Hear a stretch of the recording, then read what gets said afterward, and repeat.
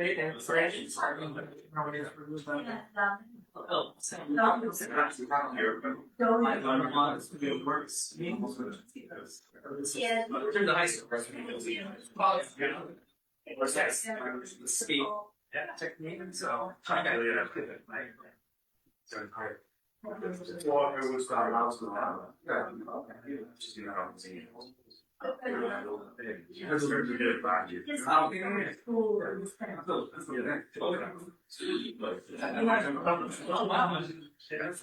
kind of sensed when I said that, you know about it.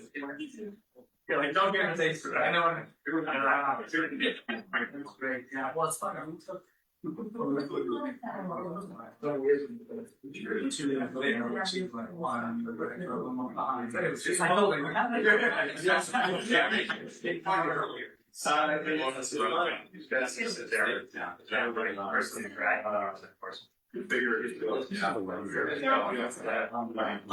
She was in a little whatever.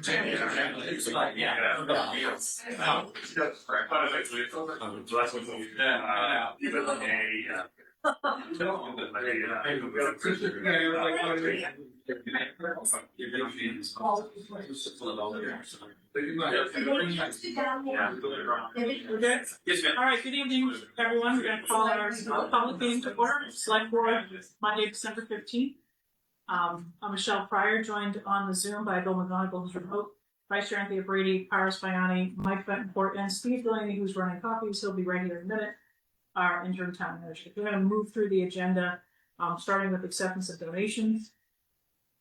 Move that we accept with gratitude a donation of $200 from the VFW Post 3719 to the Police Department for their participation in the Veterans Day Parade to be deposited into the Police Department for account. All those in favor? Aye. All right. Receive feedback. Sorry, my fault.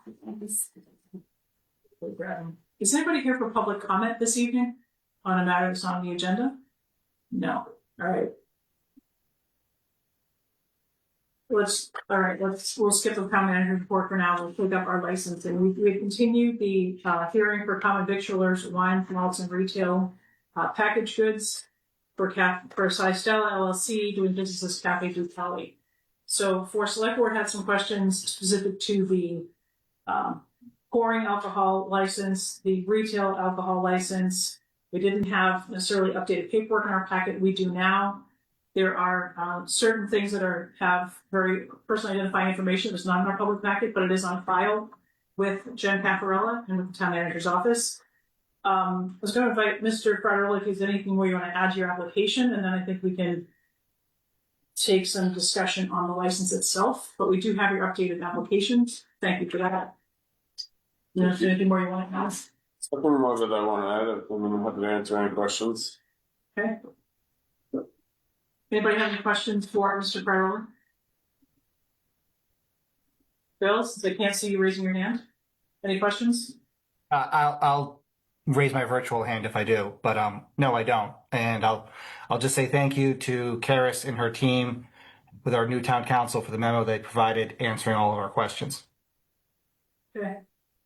Thank you for that, Bill. So one point I wanted to make for the public, it had come around to me last week that there was some question if the property at 955 Main was in fact included in the North Main Street retail district. In fact, it is. So the property is solidly within what was rezoned at town meeting with the North Main Street mixed use district.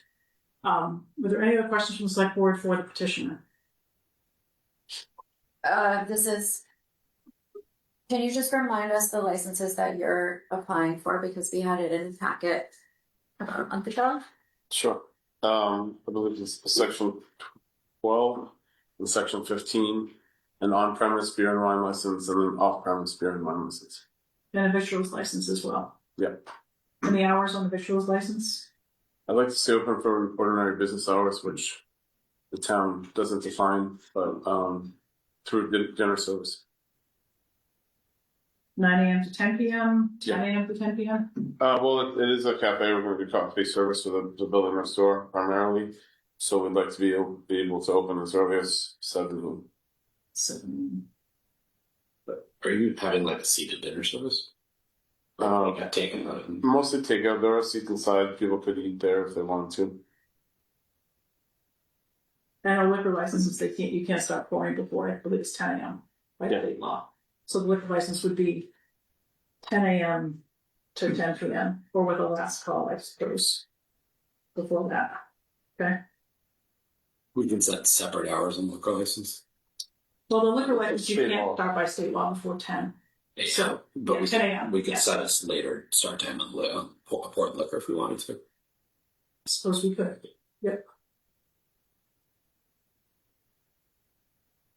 Okay. Any other questions for Mr. Farrell? Okay. Someone make a motion on victuals license? Move that we approve the common common vics license for Sextelia LLC doing business as Cafe Ducali at 959 Main Street for the hours 7 a.m. to 10 p.m. Any discussion? All those in favor? Aye. Aye. Aye. Thank you, Bill. Remember? Well, we have to do it with the Just, license. Hang on, once a year. that's one. I'm gonna just try and bring up the previous.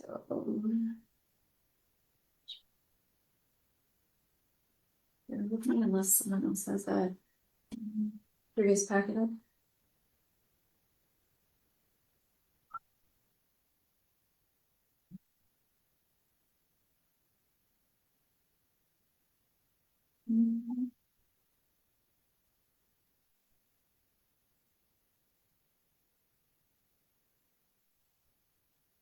Is it November 17th? Was packet was on the 14th. It's not. Okay, I got it too. You win.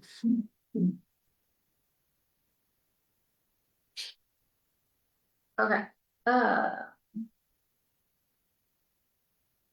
The move that we approve the retail packaged goods store license for Sextella LLC doing business as Cafe Ducali at 959 Main Street. And that would that be for the hours, sort of start hours as defined by the state through 10 p.m. Any discussion on that? Okay, all those in favor? Aye. Aye. Okay, that's retail. Okay, And move that we approve the common victualler license for wine and malt beverages with cordials for Sextelia LLC doing business as Cafe Ducali at 959 Main Street from 10 a.m. through the last call that proceeds at 10 p.m. close. Just say 10 p.m. Through 10 p.m. okay, that's a second. Okay, I don't candidly love. I mean, we don't have enough analysis here to pick a different time. I think the state law minimum is way too early, but not having the ability to move it to 2 p.m. whatever 5 p.m. that I would prefer. I'll support this, but I do think that we generally should not be serving alcohol in this town at 10 a.m. I don't have any intention to. okay. So we have a motion and a second. Any additional discussion? Reminder that that motion is 10 a.m. till 10 p.m. Any additional discussion? All those in favor? Aye. Aye. Okay. I vote yes, Mike. Yeah. Okay, great. Thank you for your patience. Thank you. Mr. Farrell. Appreciate it. And thank you for the letters and your supporters.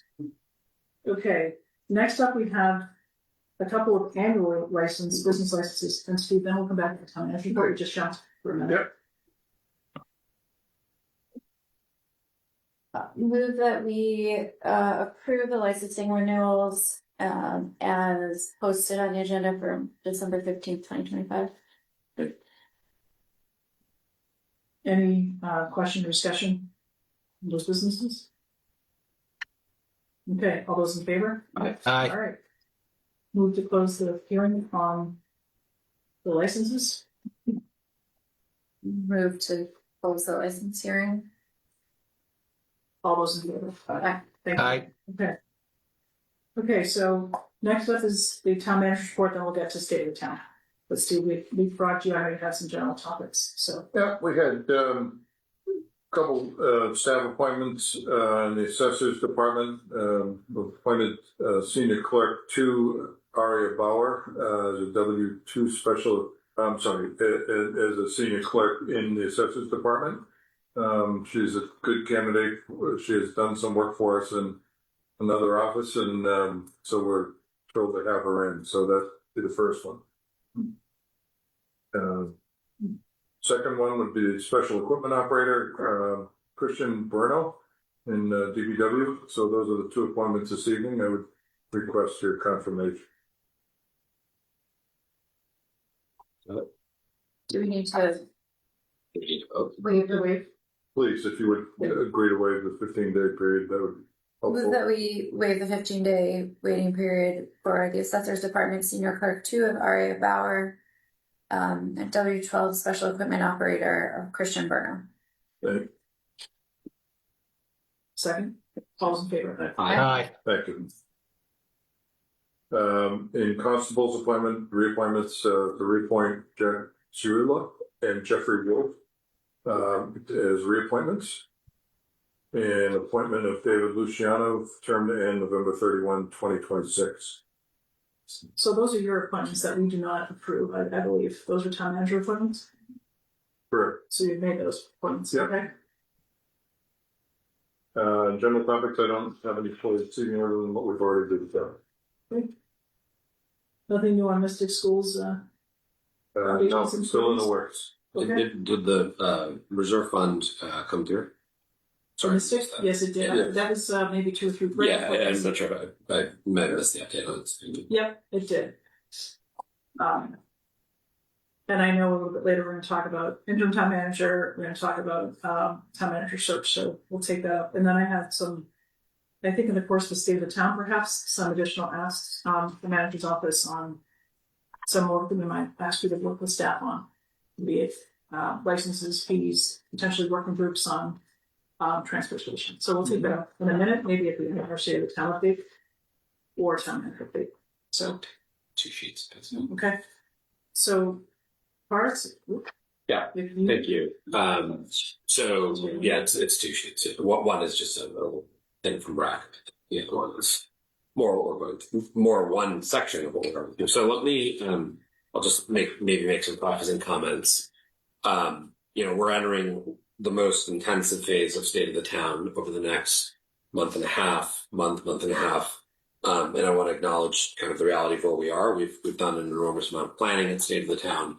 And now we have to start to make some decisions. And so we will no doubt agree on some items tonight. We will no doubt disagree on a number of items tonight. And I think that that's just a function of where we are, because all of the consensus items have largely been worked through. And so we're likely to see more disagreement. And I think that's okay. What I sort of increasingly need from this board is to get a sense of where the majority of the group is on a variety of items, so that we can start to make progress on getting ourselves to the end of a financial plan. So I have 7 items to go through today, 4 of which require substantive decision making that I'll go through, 3 of which require us to discuss a process to get to close them out. And those are the strategic additions on the municipal side. The second one is strategic additions on education, on public schools. The third is our reserve policy. The fourth is the duration of the financial plan that we're putting in place. Those are closely related. The fifth is the development of a budget in case we do not have an override. Some people call that an austerity budget.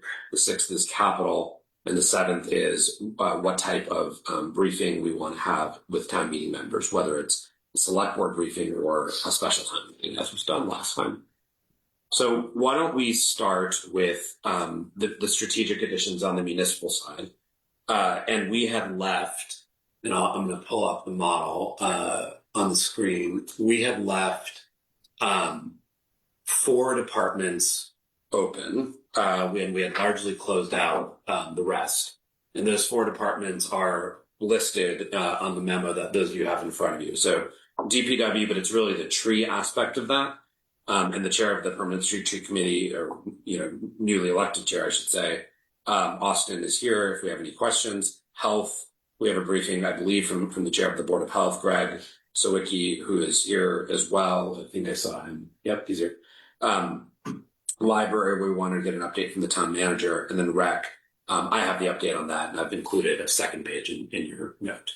So we could start with the DPW/trees item. Just give me 1 second to pull up the model here. So this is in municipal strategic additions. This is tab 2. And so what the Permanent Street Tree Committee has suggested is right here in these 2 rows. So for $30,000 and to create a planting budget of $20,000, but that's really kind of a partial year. And from there, go to $80,000 for a full-time warden for a full year, and then a tree planting budget that grows from there, 70 and then 135. So this is one of the larger additions we've looked at. We've obviously vetoed most of the largest additions on the municipal side, like fire and some of the other additions. And you can see the language here from Austin and Ken Pruitt, who have pointed out sort of the greatest shortcoming in our sustainability programs broadly relative to peer towns is not having a clear tree warden who's a dedicated professional and a clear tree program. Our board adopted unanimously this year a policy objective of having no net new loss. So if that's our policy, this would be the budget that would help to actually carry out that policy. Why the sort of staff person? Because a lot of what the person actually has to do is develop a plan. So a townwide tree inventory, tree plan. A lot of money can be found writing grants, working with utilities, and then over time we would need a planting budget. And this is modeled, the numbers are put together here in the plan that they have after some of our peers that have really strong programs, Concord, Arlington, Lexington, Belmont, I believe the 4 that have been looked at most carefully. So if there's any more questions, I'm out of knowledge. Austin is here, but that's the first one and the largest one. Some kind of public policy that we voted, which was the goal, was no net loss, and that we would revisit every 2 to 3 years. I don't know that the policy was to fund a full tree planting program in the next 2 years. No, the goal is no loss. Yeah. If we can achieve it. But I don't know that we committed funds or a timeline to no net loss. We certainly paid for canopy assessment. We certainly paid, that would be our goal.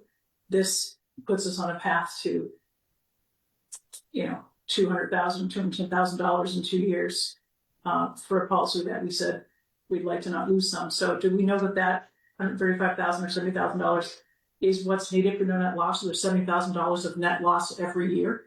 I think there's probably substantially more than that, but can we invite the chair of our tree committee to the table? That's fine. Of street tree loss, not because the canopy was the canopy, which had yards, which had some public spaces, some street trees. So if $70,000 was speaking year 2 of that ask, and an $80,000 warden, could you talk about is $70,000 in year 2?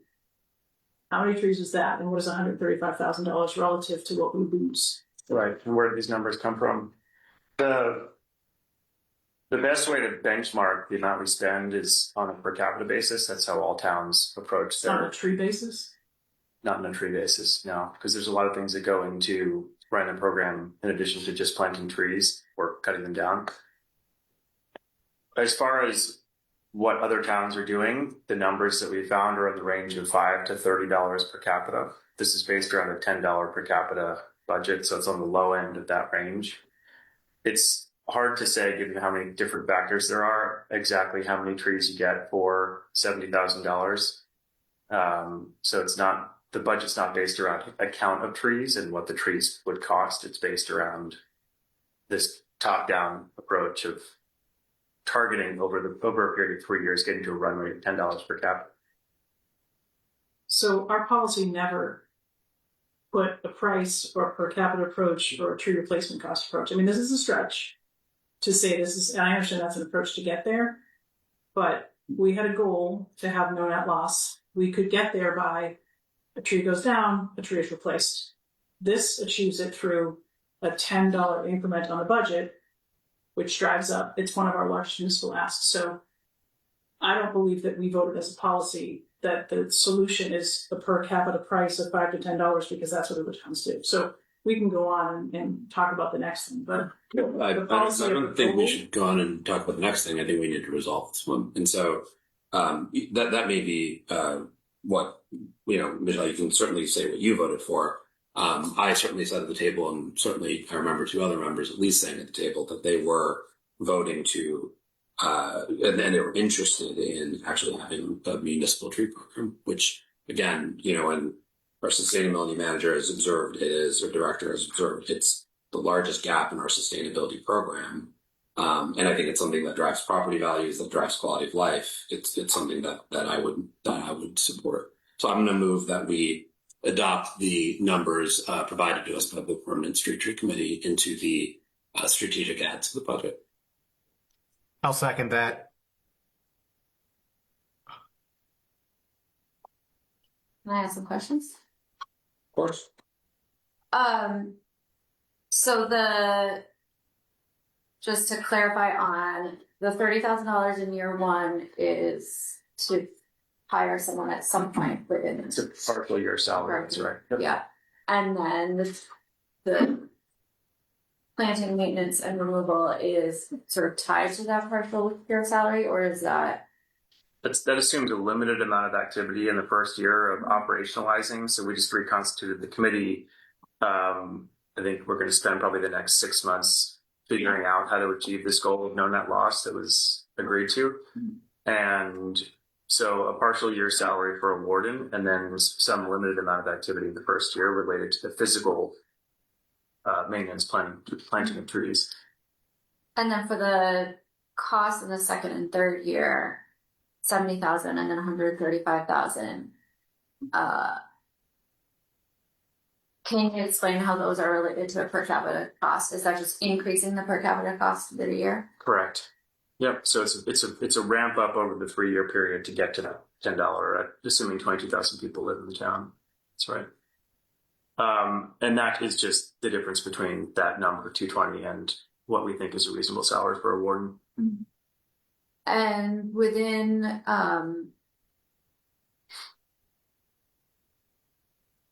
in terms of establishing, like going from sort of no net loss in the tree canopy, and I know it's hard to say like a tree costs X. Yeah. This is covering sort of caring for trees, taking down trees, In some cases, yeah. planting new trees. Yep. Maintaining them. How does this? Is there anything in our current budget that essentially like this is the total that's needed, but actually in our current budget we have X? 10,000. But does that include? So I'm just trying to sort out. That does not. We do not have a professional. I know we don't program in terms of the warden is it's one of it's the smallest portion of an individual's job. But the cost in terms of like if maintenance, removal, and planting, we have $10,000 in our budget. But are we counting things like maintenance and removal in that budget right now as a distinct line item for trees, or is there some flexibility within this that? Meaning like does DPW? Does account for that? DPW account for, if we have a tree truck, we have a forestry truck that takes down trees, right? So I assume some part of an existing DPW budget covers that work. And so wondering if this is on top of that, or if some of the planting, maintenance, and removal action is already covered in a piece of the budget. I think the only part they really have is the planning budget, and then they have a subset of one individual's time. Okay. I So suppose sorry, we can ask to reframe my to activity-based cost out if he spends any other time on the tree program and trying to back it out of these numbers. Is that what you're asking? Well, to reframe the question is, are there things included in the 70,000, 135,000 that are likely being done today, but that are not specifically budgeted under a line item for trees that this would be otherwise in sort of When I asked the plan. Bob that question, I think it's a de minimis share of activities. I'm sure it's a number related to it, but it is not a. It is a tree falls down, somebody goes and picks it up type thing. You know, there's a planting budget that it's a small. He said we can plant more trees, just need more resources if you want to plant more trees. Now, I could. He'd have to go through all of his activity-based costing to try to back out, whatever small share his existing workers might spend on trees. I mean, I'm in favor of this. I'm just trying to understand how this works with existing. Do we expect his staff to be the people that implement this program? Do you expect this to be DPW staff? If we think about 70,000 as materials, and as implementation DPW. I think that's a key point. Well, first of all, this has to be funded by town meeting, and then I think that's a key question with our town manager. DPWs usually do house their tree programs, but they usually have a somewhat distinct head of the tree program, the head of the tree warden, the head of forestry wing, which we don't really have present. So whether it sits in the DPW or goes to conservation or the office of the sustainability director, I think is really a management decision. So let's hear from management. Where do you think it ought to sit? I don't have strong feelings on this. I think the concept is really good. I think I have reservations about adding people but I think the concept of a program within DPW is a good one. But I mean, the devil's in the details, so I'm not quite sure how to come down on it. Everybody loves trees. I think it's a great concept. How you get to that point of keeping the canopy is in the details. Mike? Yeah, I don't think we've really had a lot of discussion on this, until now. So, generally, I think I expressed my support in the past.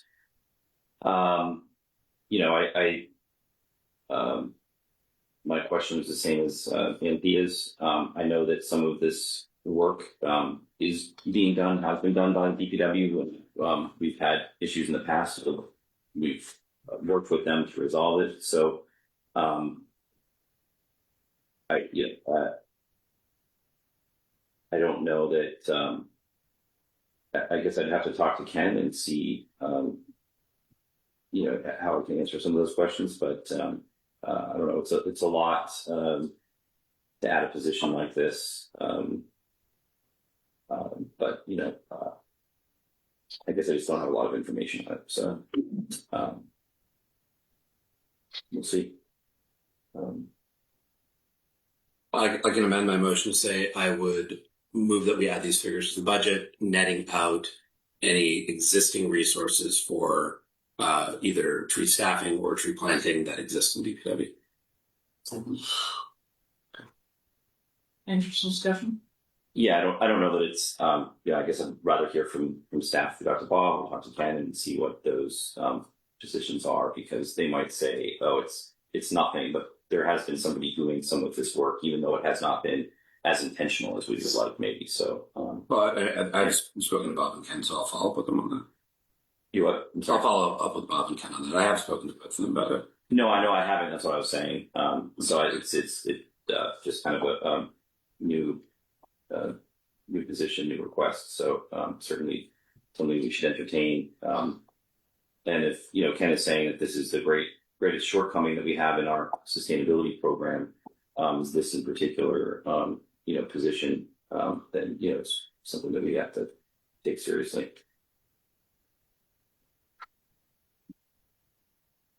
Okay. So do you want to wait for more information, Mike? You want to take a vote tonight? You want to hear back from staff? I would, yeah. I'd like to take the vote tonight. I think we're scheme of the town. DPW is my department, as was Street Trees. Researched it. I talked about it a couple of times there. I recommend that we move forward. So we're going to have a conversation about the FY27 budget. and we need to have the town manager's budget in February. The microphones are on. This is state of the town planning or sizing of the overhead. This is not necessarily going to the FY27 budget. So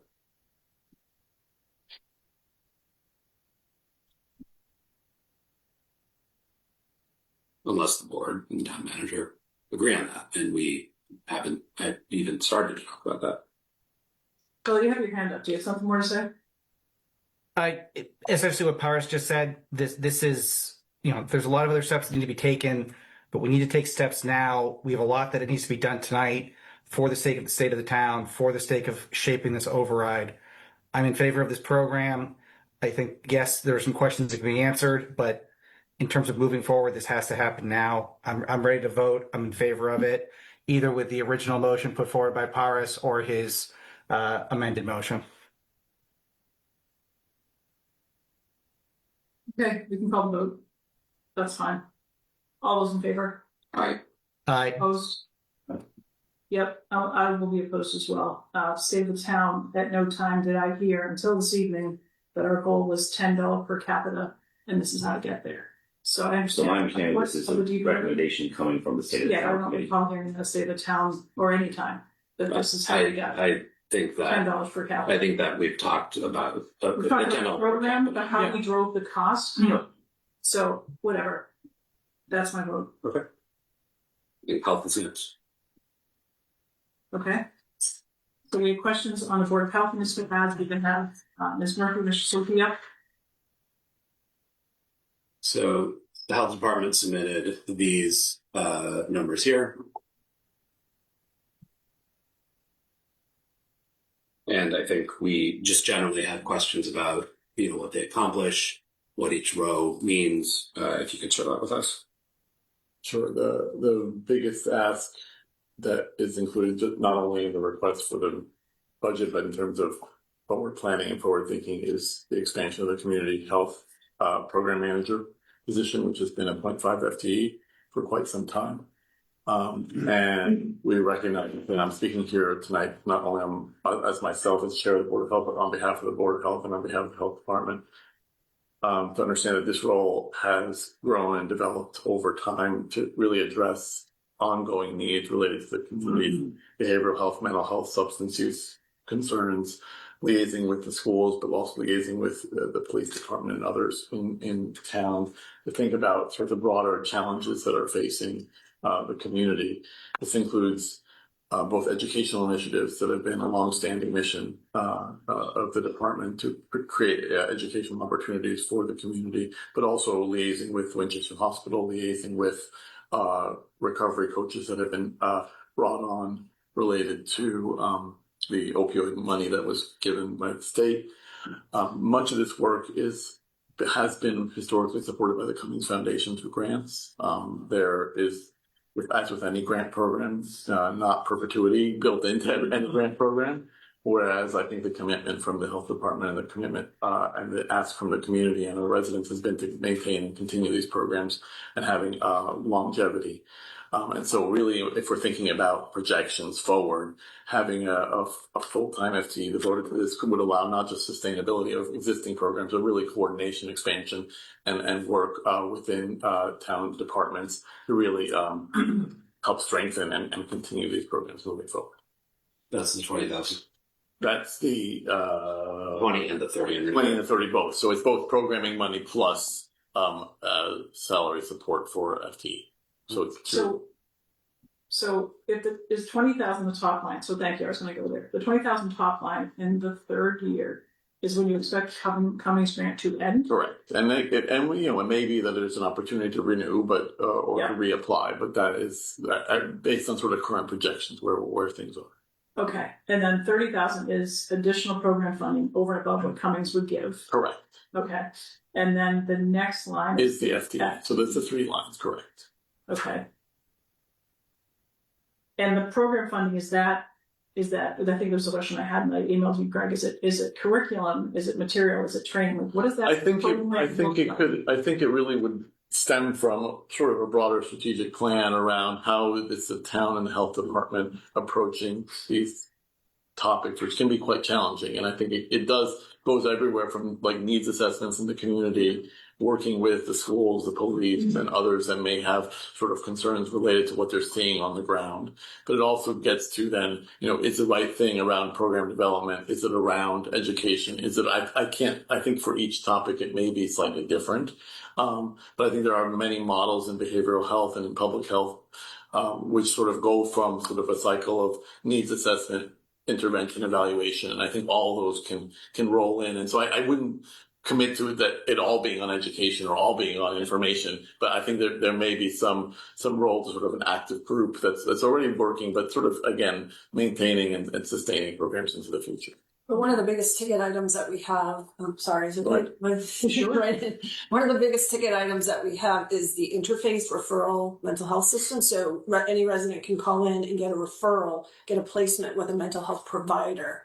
And so we had that for several years now, and it's been quite successful, but that is a bigger priced item that currently a grant does pay for. So that's the fourth line. So the $28,000 to $28,500 to $29,000, about $500 a year. What is that based on? Is that a subscription service? And we're paying for that now, or we're not paying for that now? We're paying for interface currently through a grant. And the grant will end. Is that the same Cummings grant, or is it? It is. So what happens is they've given us a grant that for the 20,000, but then they've been so impressed when they come to do their site visits that they have actually given us some bonus money that has totaled 30,000 in addition. But that's not guaranteed, and it's just year to year. Okay. So I think, again, we were asked as part of the process to think about sort of aspirational ideas of what could be supported through either town revenue versus others. And I think, as with anything, obviously grants coming in, it wouldn't end the ability of the department to seek out grants and to sort of pursue them. But it's sort of worst case scenario that there's no grant money available. Understood. To not have the programs completely. What's the third row again? You said the community health program manager. That is the actual FTE of Making it full time. Making it a full-time role. I think it just increases the ability of an individual to be involved and engaged in both the implementation of programs, but also working with others throughout the town and the community to help strengthen, grow, and develop those kind of strategic planning initiatives. Just trying to see your original ask. Do you remember what you had categorized on the left side and what on the right side? So, what do you mean by that? It was like it was sorry, in your template it probably just said needs versus more aspirational, as you put it. I can pull it up.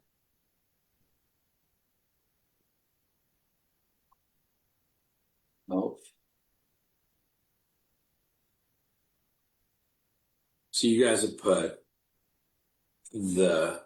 this row and this row. So these two as more on the aspirational list versus the first, second, and fifth items.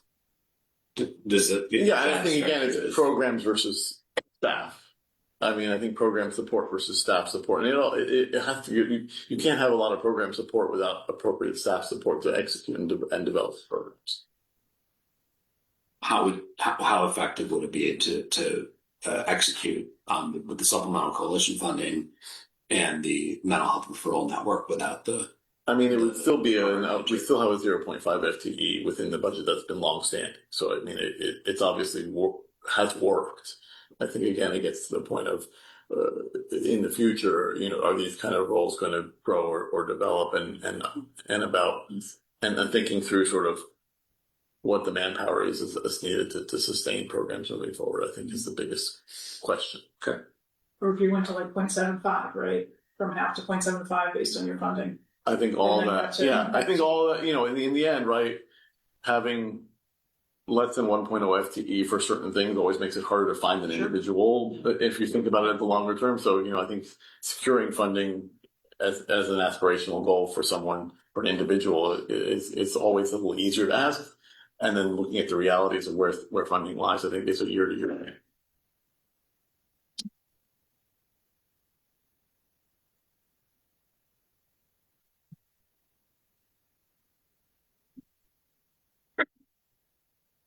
I'm not going to make a motion. So I move that we accept the first, second, fourth, and fifth rows of the health ask, which is just over half of it.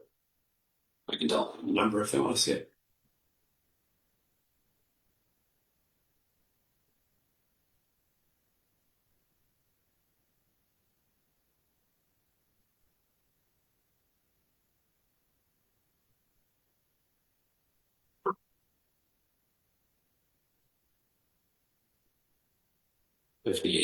%, going to 64% of the total.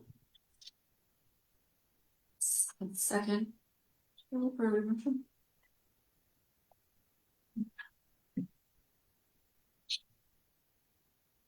mean, I think it's hard to know now, but I think if health department truly does more supplemental funding, I'm probably going to agree with Paris and Nancy on this one.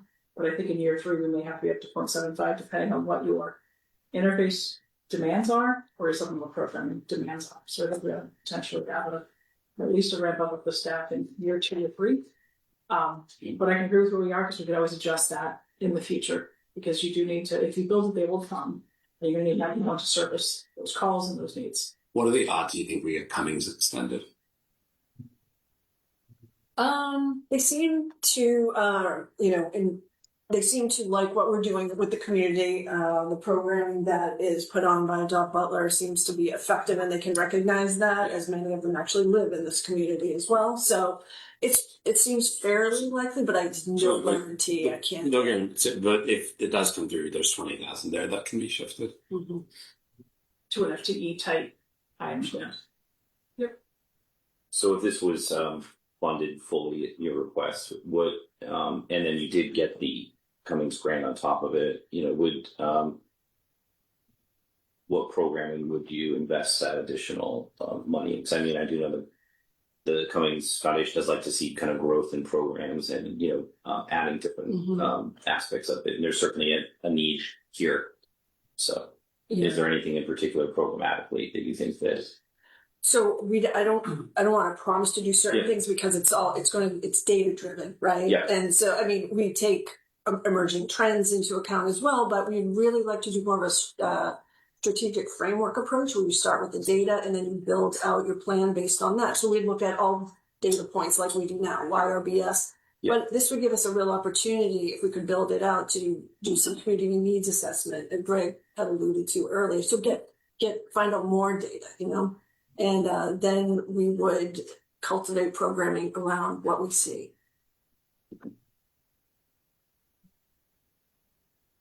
We have a motion, we have a second. Any additional questions for Ms. Murphy, Mr. Silicki? The only question is if you want to amend Paris's motion, sorry, not a question for y'all. If you want to amend Paris's motion to increase the staffing in year 2 and 3. I'm fine with that if that's something you want. Well, I think that the point that if Cummings came through, that 20,000 would get freed up, perhaps certainly in year 3 to supplement, and that's when I think you might need it with growth. So I'd probably leave it as is, with the understanding that perhaps that money gets freed up. If either grant comes back in, the interface comes in, or Cummings, there's still some potential money. I think it's a good option. Okay, any other questions? All right, all those in favor? Aye. Aye. Aye. Okay. Thank you for being here. Yeah, thank you so much. So the next one is library. This one, again, I'm going to the 4 that were flagged last time. So there's a significant ask under library. Add a part-time head custodian, young adult librarian, info services librarian, outsourced IT support, and part-time community services librarian. Phased in, but a lot up front. So, Steve, I think this one was for you to see if there's any update from them behind these asks.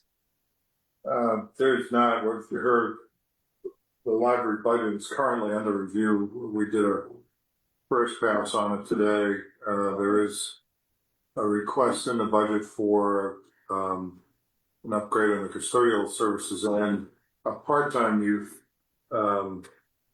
position there. But we haven't made any final decisions or recommendations at this point. I think we've asked now 3 times. 3 times. I'm comfortable, Steve, if there's anything you feel like is likely to make it in, to keep it in the numbers, but otherwise I would move that we remove these numbers from the model. Because I think we've asked repeatedly. Even the custodian, Steve? Whatever you think is likely to There is a make. custodian, they want to upgrade it. Yeah. I think that's a possible collective bargaining issue. If it is a union position. I will say that there was a strong case made for the youth librarian to assist, giving there is a significant afternoon population of young people.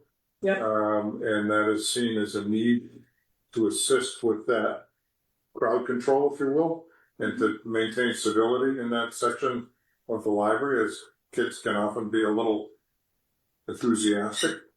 So there's a strong case made for that position. Those are the two that I'm most familiar with the custodial and the youth librarian. So was the youth librarian on your budget request part-time? Yes. Okay. So maybe that's the idea, is to drop that to part-time, because they might not be working like 3 to close. And what are we doing for study?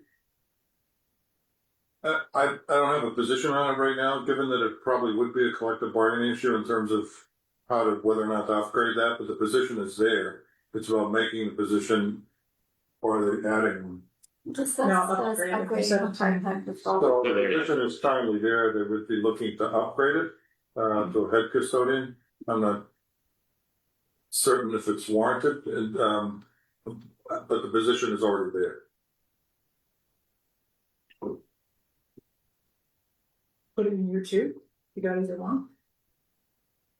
I don't know. I would take the other. Okay, so I'll move that we remove the bottom 3. Yeah. Okay, all right, sounds like we need to vote on that. So can we, Then what do we want to do with these 2? can we move that we, We can go part-time librarian or subject to more. yeah, I would say that we Give put in notification. these for now and then subject to what comes out of the budget between Okay. the town manager and the library. Let's do add part-time librarian, and we'll just say we're going to keep this here. Yep. You're probably looking at $20,000 to part time. Okay, I just could cut them in half, but if Yeah. you for 20, 32. One, okay.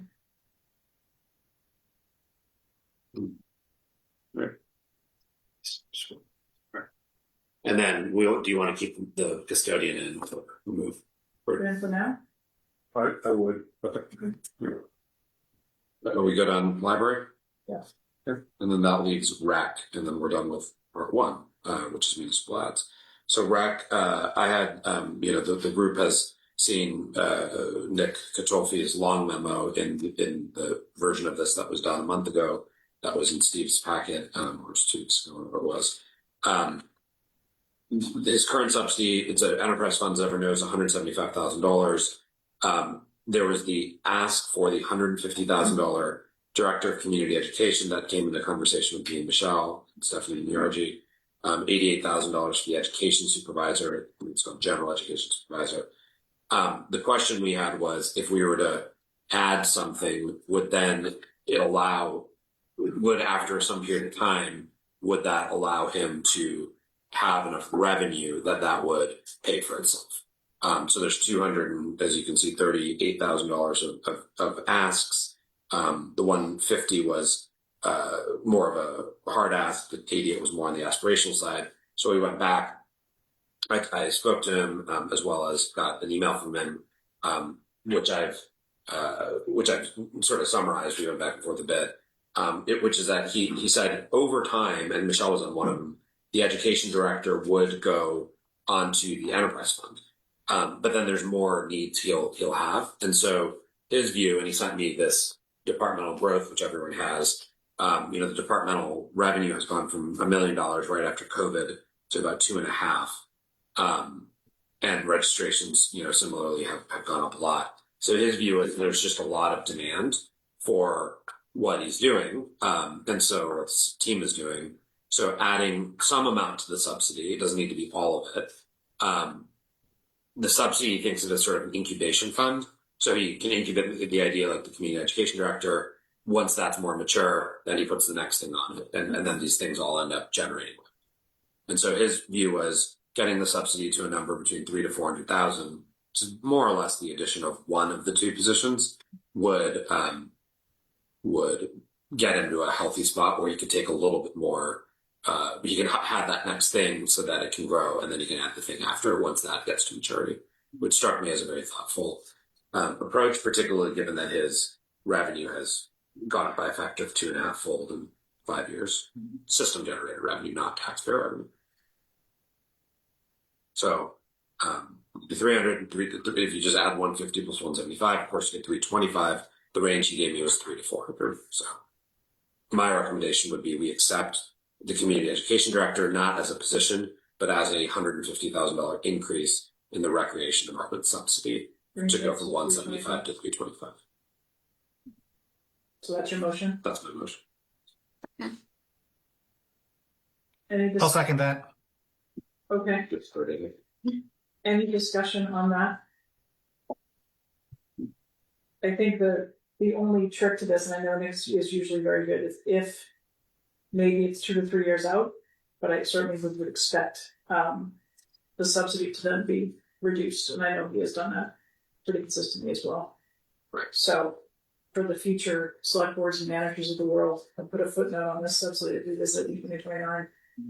I think what I heard Mara say though is that for program growth that you would really need that subsidy beyond that as well, though, you know. That's a strategy. So you could either, if the programs aren't growing, you can either give back, right?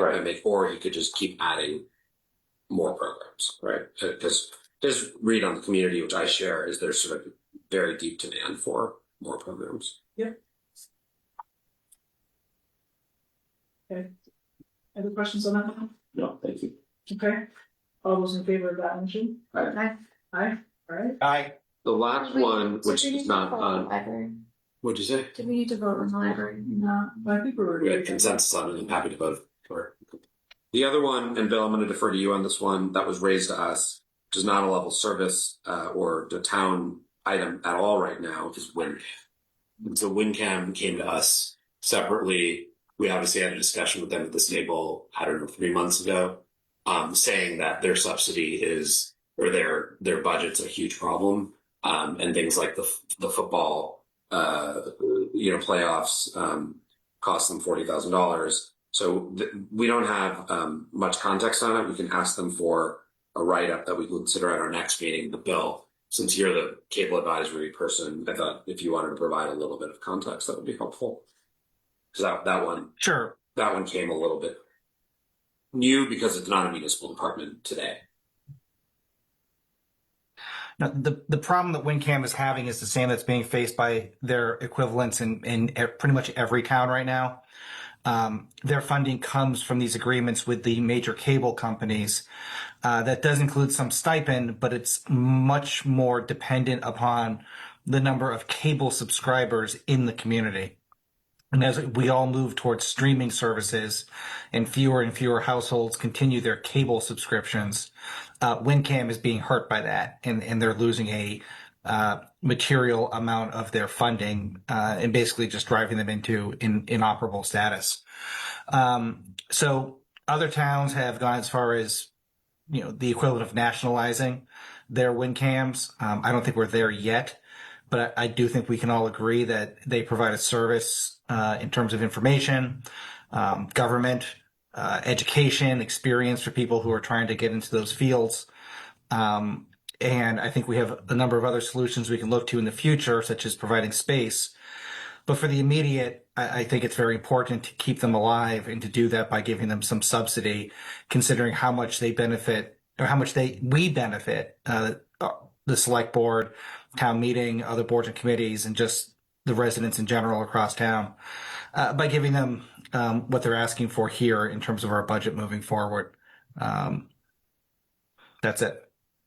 The question for the board, thanks, Bill. The question for the board is, do we want to, I think this one has not been really historically discussed because it's not a municipal department, apart from them coming in and saying WinCam has a real financial problem, which Bill just summarized. Do we want to invite WinCam to write us or come to us with a formal ask here?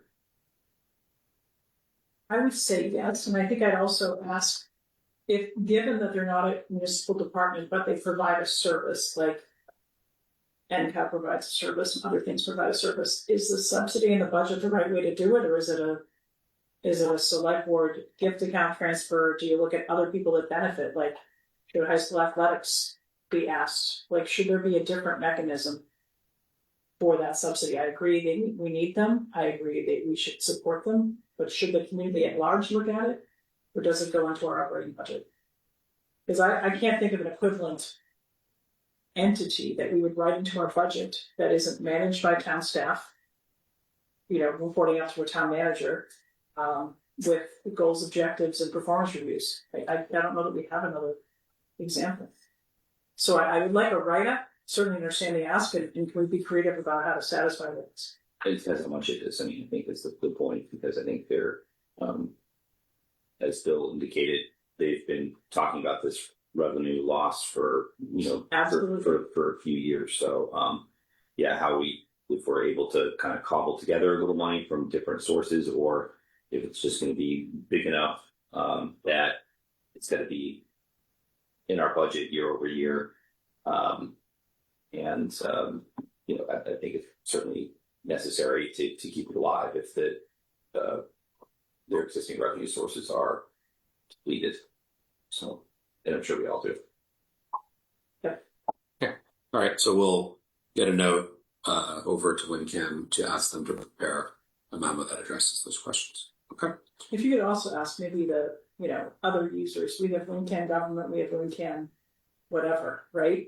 So Education sports. Education, government, if they could just in that memo, just sort of like where they're programming, generally where it's directed, would be useful.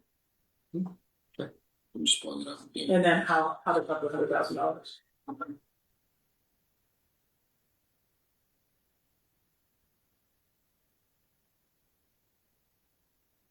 Okay. All right. So that's strategic ads on the municipal side. We'll ask WinCam for that, and then the other places that could also help. I think you're saying also to the extent it comes from, for example, a user fee, on the sports side, right? Because if it comes from the schools, property tax levy is one property tax levy anyway. But yes, if they have some other source of funding. Okay, so that's actually a good segue to strategic additions on the education side. So the numbers on the education side are quite a bit larger. They're not apples to apples to municipal departments above, because 2.3, but then that's added here, so it's 3.4, and then it adds up to about 4 million, and then they actually have about 4.5 if you add column I, which is FY 30, which we're not looking at here. So their asks are, when you look at the core model and what's in needs versus level services, far larger than the municipal asks. They're not, the split, we think of it sort of 2/3, 1/3. On the net addition side, it's more than 2/3. It's something I can look at it now. 80/20, So more like it's more like 80/20. Exactly. So I think the question that I have is, what are we going to put in our model in terms of needs as we model the override? Because as we've talked about, right now I have running through this case with all the additions that we made the other day, the $12 million operating override. Even then, it's challenging. Let me just put it that way, to get to 4 years. So I think one quite big question, and that's a 12 million over operating only, excluding capital. So I think what we need to do is to talk to the school committee, and not probably at State of the Town, but to invite, my recommendation is we invite them here on the 5th at our next meeting. We jointly notice it, and we really have a substantive conversation around these asks, which they've obviously broken apart at State of the Town. They have given us the breakdown of them. but understanding the phasing and understanding what the needs are, because we can give them a percentage, but I think we need to understand. We'll take half of them, for example, but I think we need to have a real discussion around what's literacy, what's math, what's MTSS, and I think our residents expect us to have that conversation with them directly. So that would be my recommendation. We're going to have a budget summit on Friday the 9th. Yeah. We could certainly invite them in on Monday. We also have a public hearing on the override, which is, separate from the town meeting. So if they're willing to come in twice in a week, I'm happy to put them on the agenda for January 5. We would expect them to be here on January 9. Right. Along with Capital and FinCom. Yes, January 9th is really the budget summit, right, for the FY27 budget. So I think that's important. But as they look at these 3-year asks, right, for the program enhancements that they need, and look, I think the fact of the matter is a lot of us probably need to dig into that with them, because we probably agree on a lot of those needs. But at the same time, they are the material movers. So if there's any substantive conversation we want to have, I think we should do that with them directly.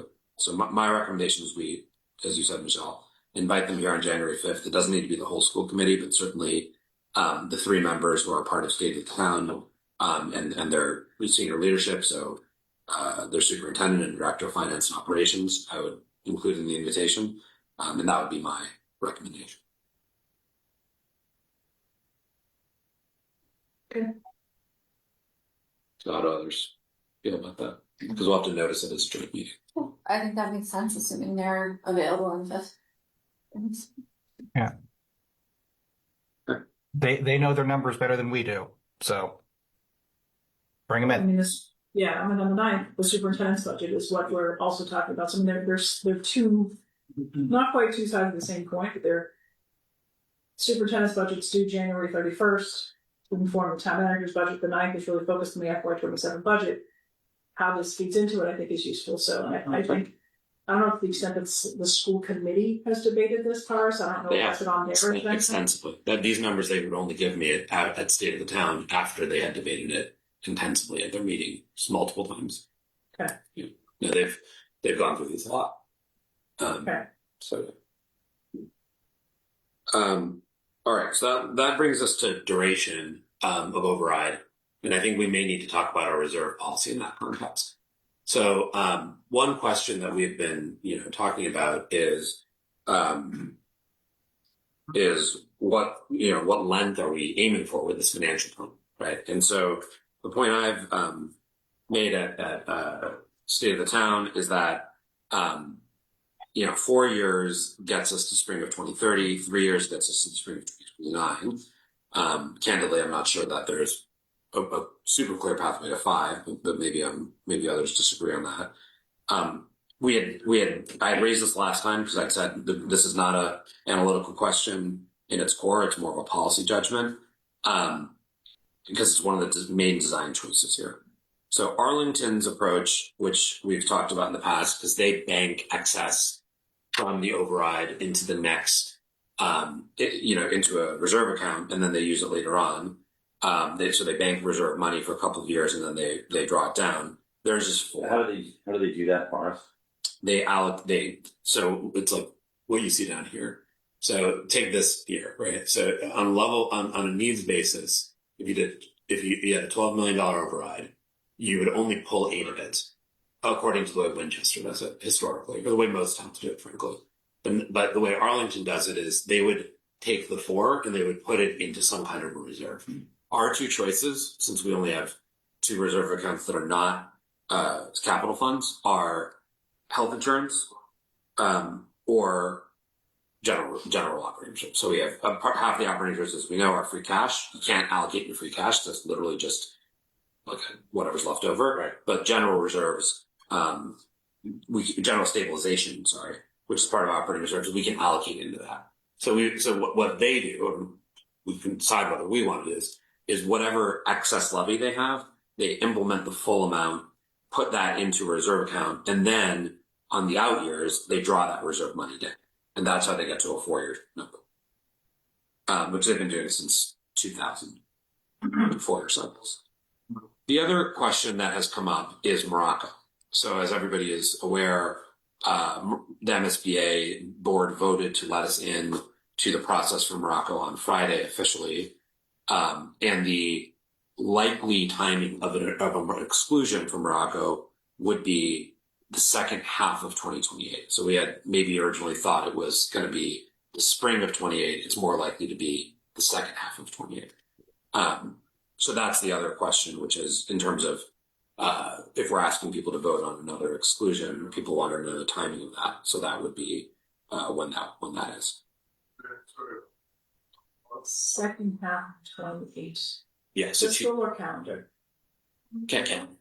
Second half of the so if this is March of 26, it would be call it 2.5 years be afterward.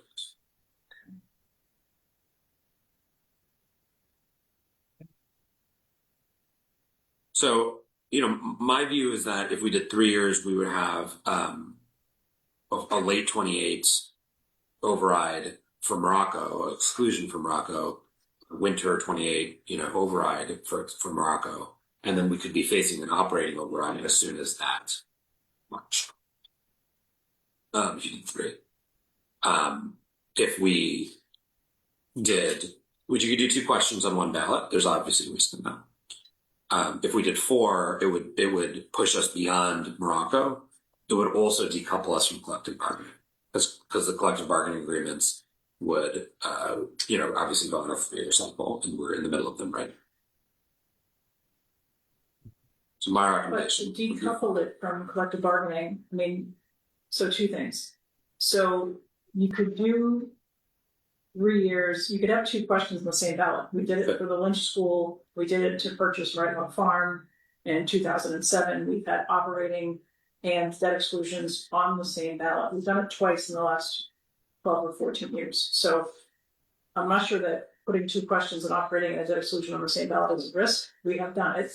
And then if we actually align it with collective bargaining versus leaving money on the table, doesn't that send a message to unions that they ought to grab everything they can to spend every last dollar that's available under the levy? I feel like we should shorten the horizon. And if we truly don't have the money in the budget, or we've modeled a certain assumption in our budget, then that's what there is. As opposed to, if we bring it in a year, we can spend it on this next 3-year contract and dig a bigger hole for the next time. So I'd rather see a shorter duration. That's just saying, maybe I want to talk about this tax everybody up front, because we've also never done that as a town, but at least as it relates to 2 questions on one ballot and duration, I think a 3-year horizon is where we ought to be. We thought the last override would last us 3 years. It lasted us 4. Yeah, it lasted us, 6. Yeah, And as well as pandemic. That plus us. ARPA funds. The ARPA funds we used, I was doing that, I think it was $400,000 of 6, right. Of the operating budget, about $405,000 of ARPA money went to It's that ESSER funds that extended it though, because on the school side, Okay. yeah. But the ARPA didn't come in to our budget as this infusion of $6 million. It went to capital significantly. So, But the driver, the budgets that grow faster than Prop 2.5 are on the education side, and the ESSER funding did extend out their runway for sure, and we managed conservatively for sure. Yeah, we were actually told, the projection for what the override was in 2019 was that it was, only lasts us for 2 years, not 3 to 4. So that was the projection there. So I think the point is that that revenue is difficult to project once you get out in that 3 to 4 year timeline, but we've been successful in really holding the line while adding a lot of services, while really investing in our employees and our CBAs. So yeah, to that point, I don't think that it was just the pandemic that helped us. I think it was strategic investing. Yeah, and there was a lot of intentional budgeting around it, but I think here, I don't think we can go for shorter than 3 years, knowing, if we were coming back for Morocco, I wouldn't say shorter than 3 years. No, I would say 3 years would be the. Yeah, and I think if we anticipate that Morocco is happening in the fall of 28, then we should try to plan for longer because, don't want to jeopardize either a Morocco vote or a future necessary override. So looking at one thing versus the other. I mean, they're two very different asks, and I think we can explain them to voters, right? I'm not sure that's either or for people. Morocco parents have been waiting a long time for that school to be rebuilt. It's been socialized for the last 10 years that it was coming. This is starting to get socialized, the need for an override, which I think we all recognize there's a need for an override. But a shorter duration to see where things play out, I think just there's a lot we haven't done on efficiencies. There's a lot we haven't done on revenue. There's a lot we're going to pick off a working group on transportation and utility models. Some of these cost drivers may not persist. And health department might get their funding and free up $20,000. That's not going to save us. But if we find $500,000, $1 million in revenue at this $128 per household per million, we're saving our residents real money. And we haven't implemented those ideas yet. We got to give them a chance to actually, come to fruition. We got to give ourselves 12 to 18 months to see what revenue there is and what efficiencies there are. Well, I think in 3 years, we may find we're in a much healthier position. And we But can wait for the next override is actually 5 years from now. Well, exactly. So just because we plan for a 4-year override so that we're not, in worst case, forced to come back in 3 years doesn't mean that it's a 4-year override and in 4 years that we stop what we're doing and say, okay, great, we have an override for 4 years and we don't need to try to be efficient because we know that with Prop 2.5, things are gonna rise faster than 2.5% for health insurance at 15%. So unless there's major legislative action within the state on it, we need to be looking at efficiencies. Even if we have a 3-4 year override and trying to find those efficiencies and revenues coming in over time. We're not just saying it's an override and stop working hard to. Well, I think that's clear here, right? Which is that if you look at the needs in 2030, the operating reserves, even on a fully implemented increase, would still be down to 4%.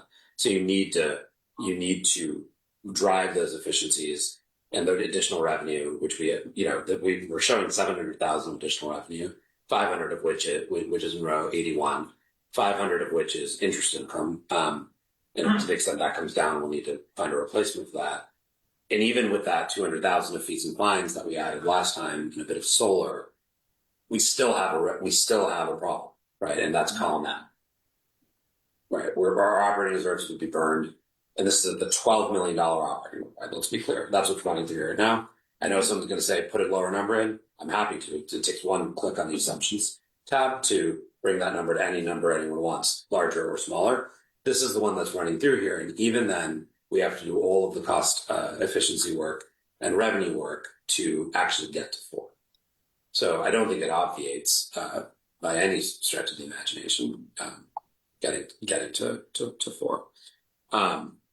With regard to the 2019 override, I'm looking at the marketing materials.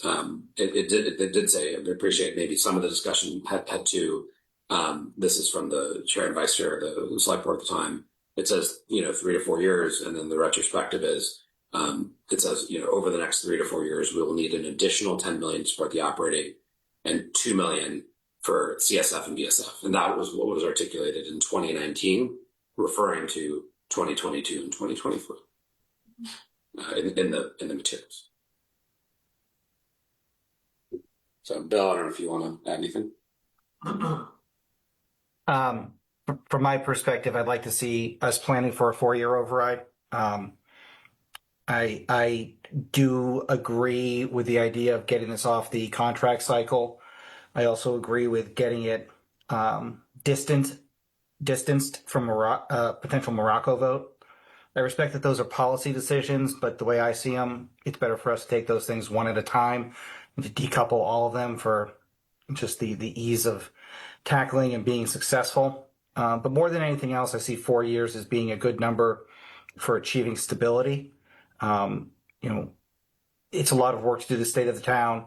It's a lot of work to get an override passed.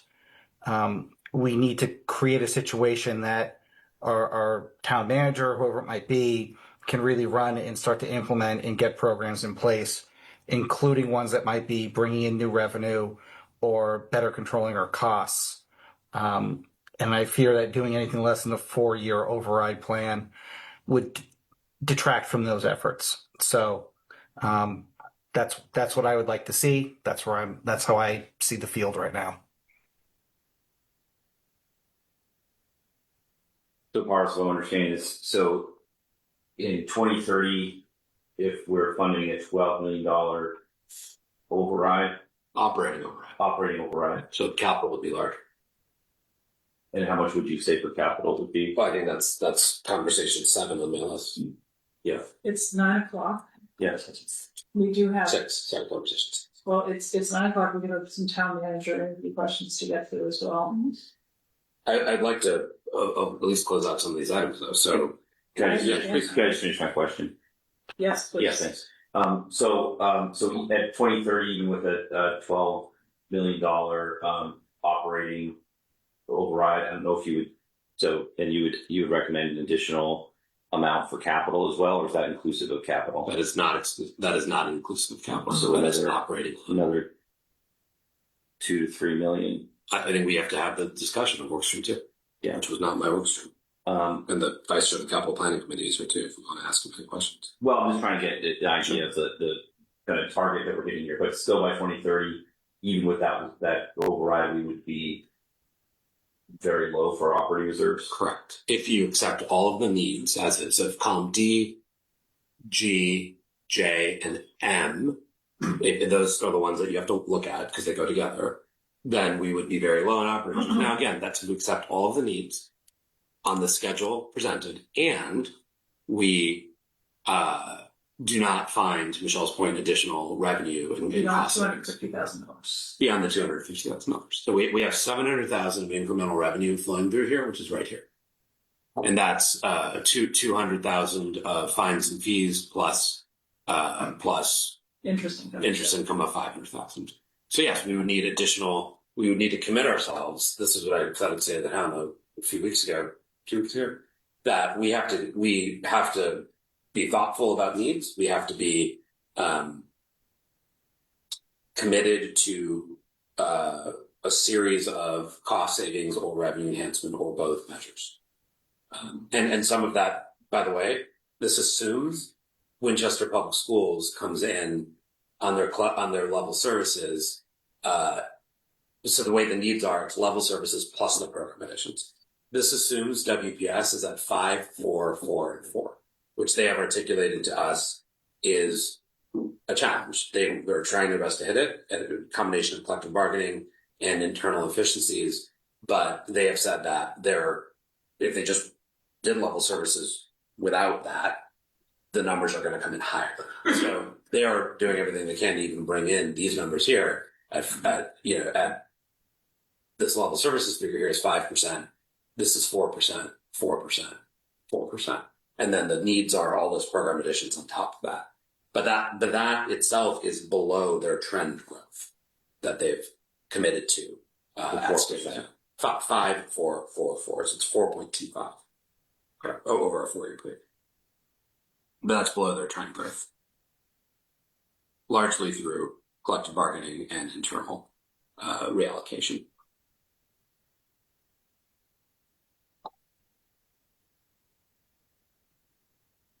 So this is the challenge, right? So, Paris, what do you need? I would like to have a couple of things. One, then there's one more thing to talk about, and then capital. But the two things I would want to talk about are the duration and trying to align on a number. It sounds like we have 2 people at 3 years, 3 people at 4 years, and then to the extent we need to talk about it, our operating reserve policy, because I want to make sure that we are all interpreting it the same way. given that we just revised it in September.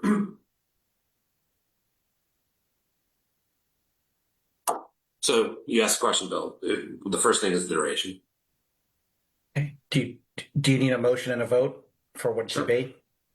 Okay, Great. I'll move that we direct Paris to build a override model that anticipates a 4-year override plan.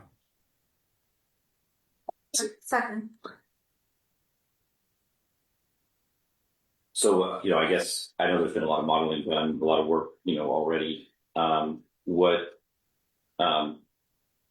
Between a 3-year, it seems like our difference is between a 3-year and a 4-year model. I mean, is that a big thing for us to have both, so we can have something to compare to? So rather than just say only build a 4-year, it could be also a 5-year. I mean, I don't know how difficult it is, just so we have some choices as we start to discuss this with residents, because it hasn't really hit the streets yet. Especially if our baseline is 12 million. 12 is 23. I can put any number you want. I'm just trying to get. It's not what I want. No, I'm just saying this is the recommendation coming from the state of the town committee. Not to be clear. So what I did was, where the way this model works is it takes everyone's view on level services. We've talked about that at State of the Town. We talked about it at this table last, which is here in the assumptions tab. It takes everyone's view of that. And I think everyone kind of agrees on those numbers. And I think we've added some non-conservatism, back into the system, reversions and other things that have come up.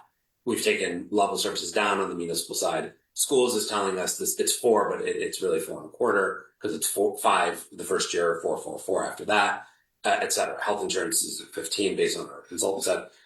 That's the first input. The second input is the strategic additions, which is all of the municipal departments we've talked about, but the big driver is the education side. And then it just runs it through the model.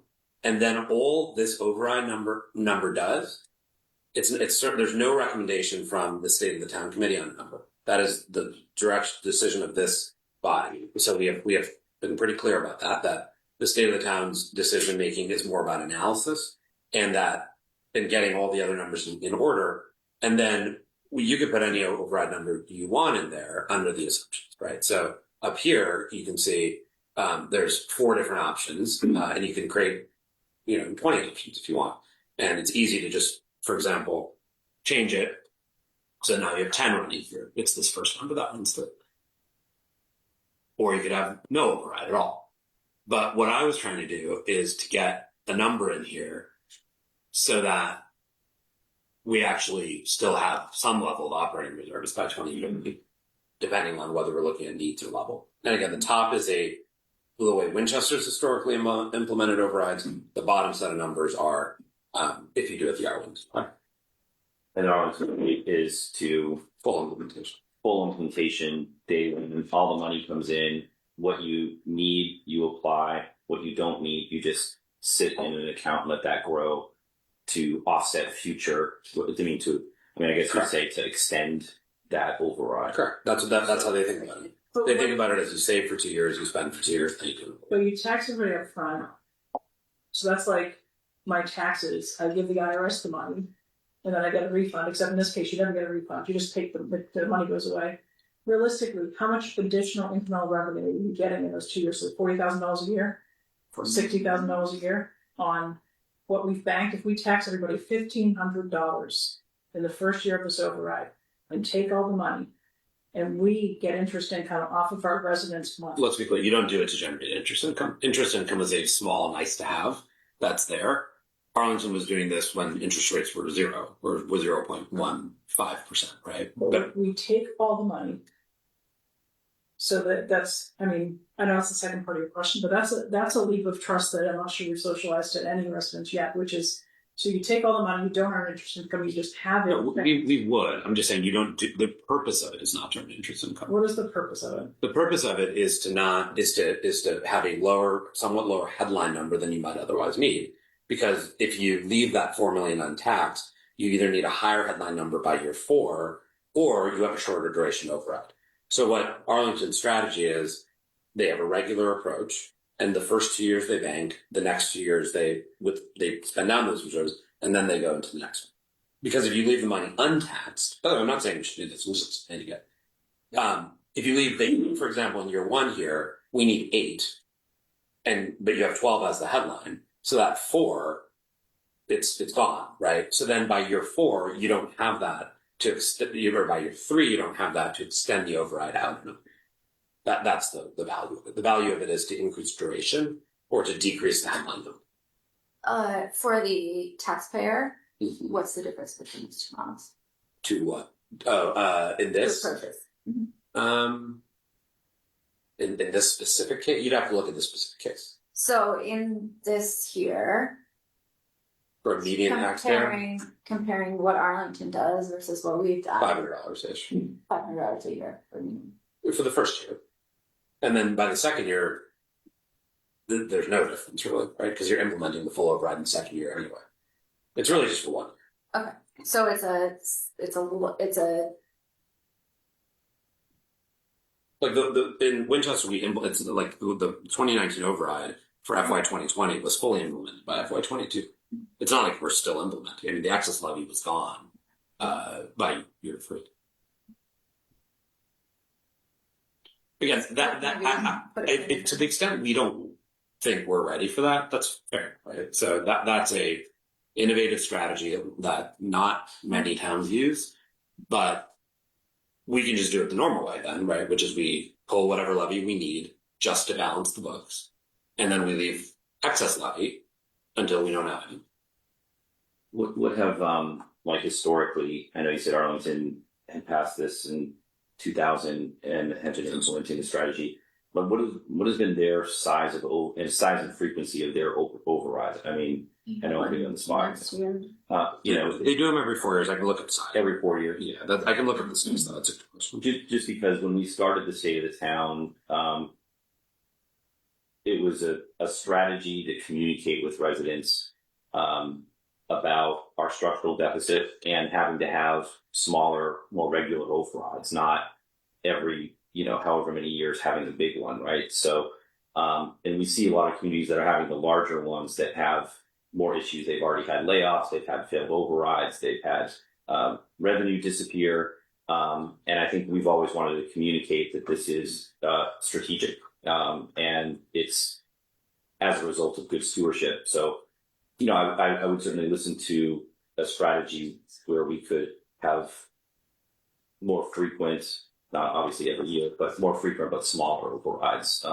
And if the community was aware of those, then we wouldn't necessarily have to be, spending, a year with state of the town doing all. We certainly can, but it would just become part of our strategy, and I think that's where I was hoping we would get to with this override. The last one we had to cover for a lot of years, of deficits that we've been kind of floating forward, and but There's also we're hovering right below 11%. we were. Reserves right now we're at 17 change. Yeah, and we had a lot of enrollment growth, a lot of projections, a lot of special education, costs that we weren't, necessarily fulfilling at that point. So we had a lot. We were kind of filling things that we had already done. So there wasn't a lot of new ads with the last one. So Arlington had a $7 million override in November of 23. They have an override coming up this March. And they're estimating it potentially between $15 and $18.8 million, which will get them through July 1st, 2028. So we're giving them 2 fiscal years. Yeah, this one it's So 15 and 18 for 2 fiscal years. So I just say I don't think we're ready for the Arlington model, but I do what I do want to work toward is the model that they have with frequent overrides, potentially putting this money aside, and all the other guardrails they have around the money and how it gets accessed. Like I'd like to have the full, like kick the tires on that full policy. Education grows by this, and everyone agrees. Special education for those with 7%, you get more money. Health insurance, like there's actual guardrails, or at least agreed upon targets that FinCom, school committee, and select board has developed in Arlington, and everyone understands the rules. So I'd like, if we're going to try to get there, let's do all the things, this being one, but let's have some rules that we can live with. So then the voters know what to expect, and they know where the money's going, and they understand what growth looks like. because there's agreed upon targets on growth. So I would love to do that, but maybe not tonight and maybe not next meeting, but I think it's a good 2026 goal for. Yeah, and ours might not be the direct comp that we do everything, as a result, right? I think that there are other communities that are much more similar to the way that we do business. So, but certainly the idea coming from that is a good one. We're just talking about that. So the exam question I laid out is what kind of duration do we want to model? Which I had suggested 4. It sounds like we have some people at 4, we have some people at 3. The question of full implementation or draw only the levy you need. It's an interesting question to debate. I was just explaining the rows on the model. That was not actually one. That was not one of the questions I had raised for this conversation anyway. So we can research that more if people are interested, for sure. But it was not on my not really on my list at the time. So do you need us at this point, Paris, to take a vote on an override for March? Whether it seems like we're all in agreement on that piece of it, that we need one, and how much and how long seem to be the only variables at this point. Well, so I think that we can. I'll skip ahead for a moment if you want to grab us and Bill. This was. Just send it to Bill right there now. No, I'll just hold it up right here so we can see it. Bill, I sent you this when we started this conversation by email. So where I think we are is on the schedule, right? And I do want to come back to reserve policy, budget for FY27, and if we have time, capital. I'll skip to the last item, which is schedule. So if you look at where we are today, which is complete municipal review, which we did, continue school review, largely inviting them to the 5th, where we would complete the school review, agree on a time frame for the override and implications for reserves. That was the second half of it I wanted to mention. Discuss implications for FY27 budget. That's another thing I wanted to mention in capital. There's still a few things left today. So then I wanted to start to talk about options at the 5th, on the 5th. I think then the question for this group is, there's a few questions for this group.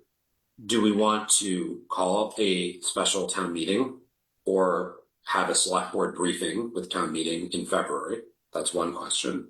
And then we need to select the override figure by the 14th of February. So we could select a figure kind of early February. I think we have to continue to debate this, but some of it is, what do we want to do between now and then? I'm trying to get a lot of things locked down, try to get options in front of us on the 5th.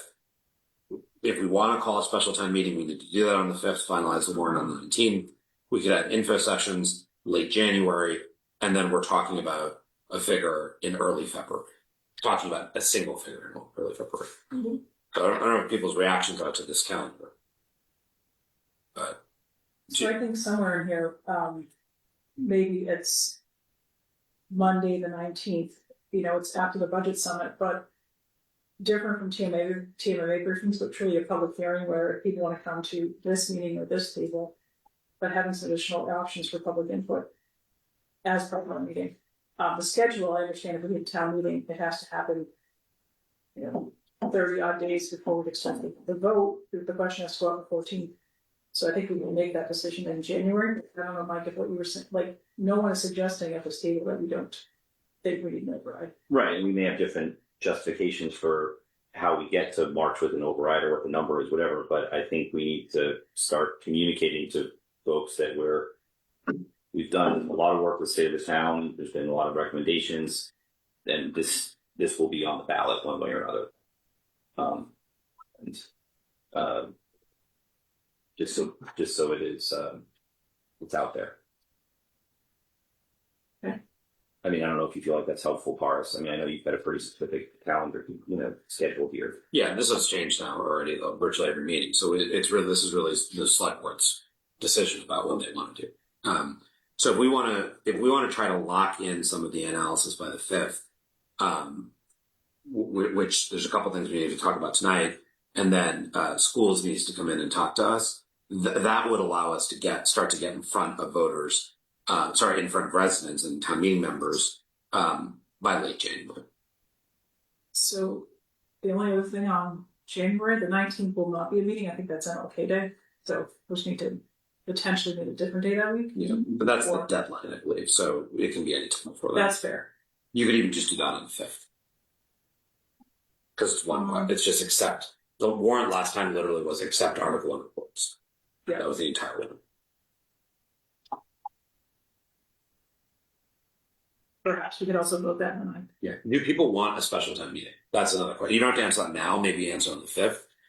Last time they didn't have TMMA, and so that was really the way to socialize this town meeting.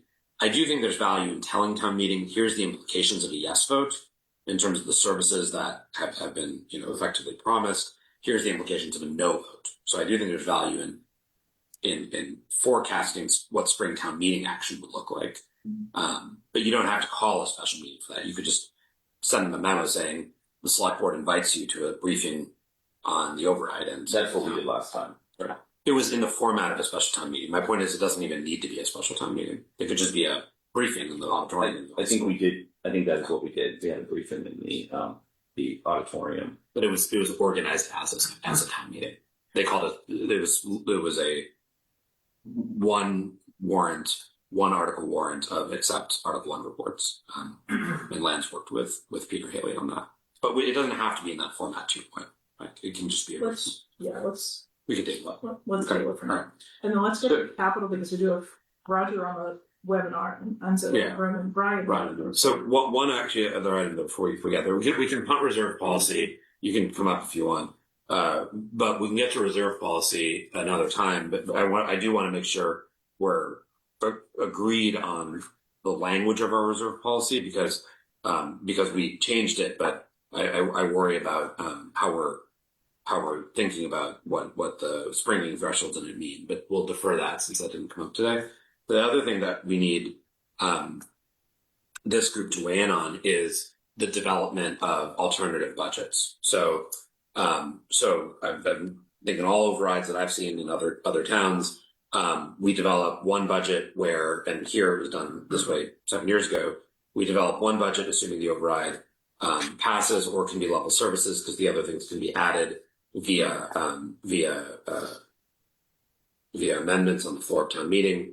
But I also think we need to develop a budget for if the override does not pass, which I think they called the austerity budget last time. So when I look at what's in here, the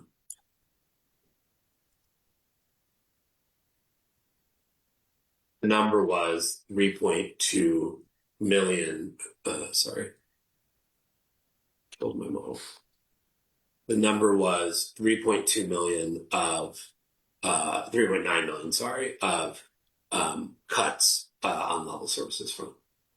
And so when I did that pro rata, I got a number around 2.5 and 1.4 respectively for WPS and the municipal side. So I do think it's important that we ask management to develop a perspective on what happens if the override does not work. Given we burned, 4 million or so through free cash this past year, there could be some use of free cash, but I think we should plan for a structurally balanced budget, because I think that's something that we have to communicate to voters what happens if an override does not pass. So I would move that we ask the municipal, head, the town manager, to develop a budget that is structurally balanced without an override as a break glass option, and communicate that to the select board, and that we communicate a parallel number to the school committee and ask them to develop a similar budget. Second. So I just want to maybe amend that structurally balanced traditionally has meant some assumption of free cash is equal to reversions. So that's often that's reversions in here. So that's 2.2 million of reversions right here, which is above what our forecast reversions are for this past year. So that's a good one. Yeah, the reversions are already there. And we've taken those from 1% to 1.25%. Yep. So it's smaller again.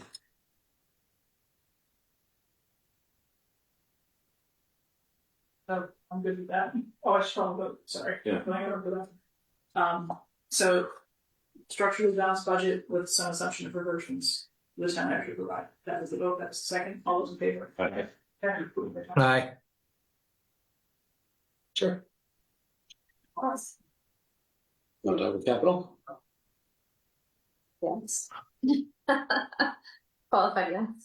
We can always hear from them. So, We have Roger. Roger should be on the Zoom. do we have a way to let them in? He wasn't sure whether he'd be able to let in, but he is there. Listen. He's at the minimum listening. Hopefully, he can get in. Also. All right, so capital planning memos. This is a memo that was prepared for the CPA, but it has your entire capital queue in it, which you know very, very well. And what this, and we can go through the rows of it. I'm sure nobody wants to do that right now. What we have here is your summary of it, and I'm voicing this over because Bill is not able to see the screen. But your total queue is 85.6 million. You have 31.7 of available resources from the CSF and BSF, excluding CPA over a 5-year period. So if CPA is, $1 million, let's say a year, that would be 50% roughly. Then that helps the 31.7 a little bit, and then that leaves an unfunded quantum of 53.9. And so we had designed at State of the Town a variety of packages, town hall, base, restoration, schools included, Ambrose Lincoln McCall. We did look into the roof question around Ambrose, which is a question that was raised before. Town hall plus schools, full restoration, playgrounds, which, CPA can certainly be a use there, safety equipment, et cetera. So that was how we broke it up. And Brian, I don't know if there's pieces you want to add in terms of how capital planning committee has thought through what the most important projects are and how the existing funds and the stabilization funds can support that, and frankly, what's unfunded as well. So we actually spoke at this. No, that's fine. We spoke to this at our meeting on Wednesday night. We looked over all this and spent quite a bit of time talking about this. Town hall, in its full extent, is our number one priority. It has been. It has to be done. But this is looking at all of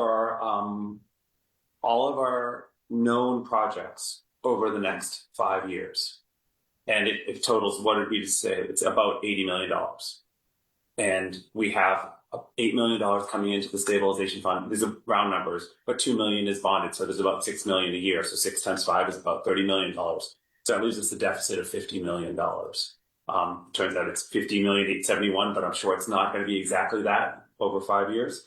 The way you can fund that over 5 years, assuming that they're all 25-year bond, I think it's 25 years we looked at, but some would be more and some would be less. You can't bond fire truck if you were to do that. The way to get $53 million over that time frame is to borrow against stabilization funds. So you would need that much money for the debt service over the 5 years.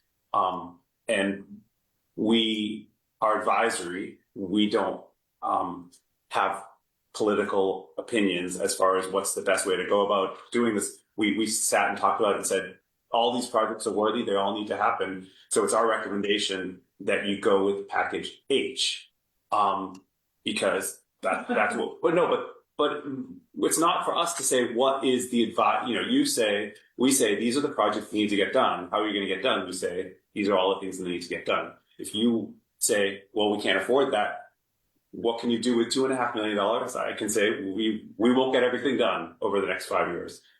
So I think it's just that simple. I don't know if what you were looking for. I put what I was sent here to relay, and I'm sorry that Roger's not here to be able to speak. But in terms of your prioritization, town hall is capital planning committee's view. Town hall has been our number one project, and it is unfundable. Now. And it is unfundable. Unfundable in its current state because of how big it is. If you look at town hall with restoration, it's a $20 million project, plus or minus. There's no real way to fund that from the current stabilization funds. So we rank it number one, and then we jump over it every year because we just can't do it. So when we look at the available resources here, there's 3.8 million inflow, of which 2 million goes to debt service. You have 7.6, so 5.6 net. Your point on town hall, or I'm just going to say maybe the schools as well, because there's 17 million in the schools.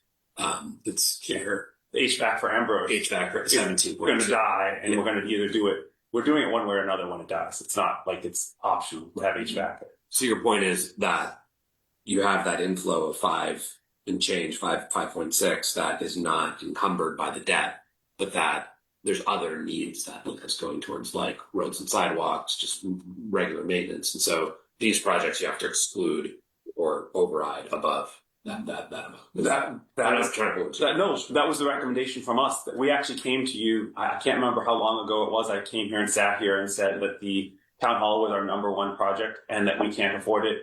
And we probably shouldn't wade into that area, but we said you guys need to find a way to fund this. Otherwise, it just won't get done and it will get worse and worse. There are other projects. These projects that are listed here are not each individually. Maybe some of those could be done by the stabilization fund individually, but something else would fall off. Collectively, they can't be. Look, we don't have $17 million worth of funding to do this over the next couple of years. So Unless we borrow. unless we encumber the stabilization fund for more, that is an option that could be done. It's But the debt, so the debt you're doing, and I want to make sure you let Roger have a chance. So annually, it's 3.8 growing at 2.5% per year, right? Debt is about 2 million declining. finding a little bit, yeah. Right? Although last year with agreement from you guys, we actually took on more debt. We took on new debt last year. Yep. So given that you have increased money coming in potentially, our debt on the municipal side, our sort of debt on the operating budget has been going down year over year. Debt on the stabilization has been going year over year. So it seems to me, and I think the other question I would have is, capital planning is advisory to the town manager. What's the town manager to do this? But it seems like before we asked voters for 3.5 million, 3.8 million, whatever option H was, that we look at. Reasons. Okay. Do all the things at 3.6 million versus what amount of borrowing and retiring debt can knock that number down.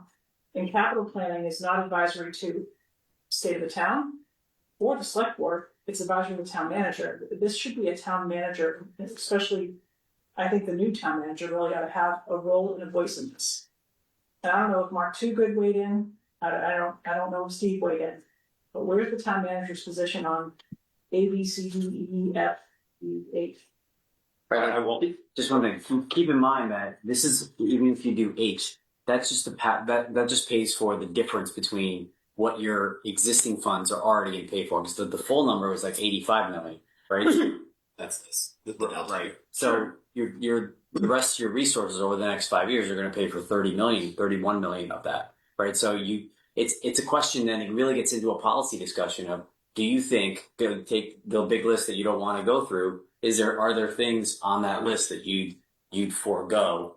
Well, I think the other thing I was saying was your things on the list. How many projects is it? 11, 12 unique projects? Is it? No, it's many more. No, Right. So, okay, let's say 15 unique projects. Do we? No, it's like this is the project. It's very 45 projects to get at $50 million of capital needs. Do we even have the staff to manage 45 projects in the space of 5 years? I think the answer is no. We don't have the staff to procure the services. I don't think we have the staff to project manage the services. So I don't think it's a question as of which project, what did you do? Ambrose HVAC loses because Town Hall wins. That's not the math I'm suggesting. The math I'm suggesting is, first of all, I think a town manager ought to weigh in. This one or the next one. But secondly, I don't think that it's realistic unless we have cranes and project managers all over Winchester, that we can accomplish all of those projects in a 5-year horizon. I just don't think manpower-wise, procurement-wise, finance-wise, we have it in us within our structure. And the answer to that isn't, let's double the size of our project management office, our procurement office, and engineering office. not in the service of a 5-year window. We need to get through what we can, we need to take the bites that we can chew here. I don't think that's realistic. I think that I understand the list of projects and needs are real. I understand that's what things will fail, but I don't know that a 5-year horizon is even the least bit realistic given our ability to deliver projects. Do you want to not put capital on the override? Do not want capital on the override? I do not. So then the There question should be a second override when we have a new town manager. That's my preference. Then the question to capital would be, if we don't fund any additional capital in an override, where are our failure points when, to use the Ambrose HVAC goes out and you have to fix it, or you have to move everyone to Parkhurst because you don't fix, like, what are the, without capital, without adding additional money to capital, what's the number one? That's a tough What's question. the thing that will keep you up at night? That's the tough question because we get these projects. We don't get if the HVAC fails, what will the school do? Where will they put the kids? I mean, that's sort of. We certainly wouldn't tell them where to put the kids. Right, but you would know that. But you would say if the HVAC fails, Parkhurst isn't big enough. I won't say that. Right. So I mean, so there are things that we know that if, like this town hall HVAC plus all of these other pieces and the ADA has, been an issue on the capital queue as long as I've been on the board, certainly longer than that because it wasn't me when it first came. So like at some point it cracks the hill and it's no longer a problem that we can fix with a reasonable amount of capital funding. It becomes The asset breaks it for yeah. I don't know where town hall staff goes if and when town hall HVAC is deemed unfixable. I mean, you can probably keep on putting a Band-Aid on it for a long time. I'm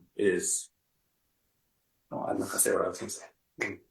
Or maybe there'd be a debt exclusion option as well, right? I mean, so there are other strategies that we can include. How you guys choose what is the project that needs to happen? I'll make 2 points, and Bill should weigh in as the capital planning rep and which.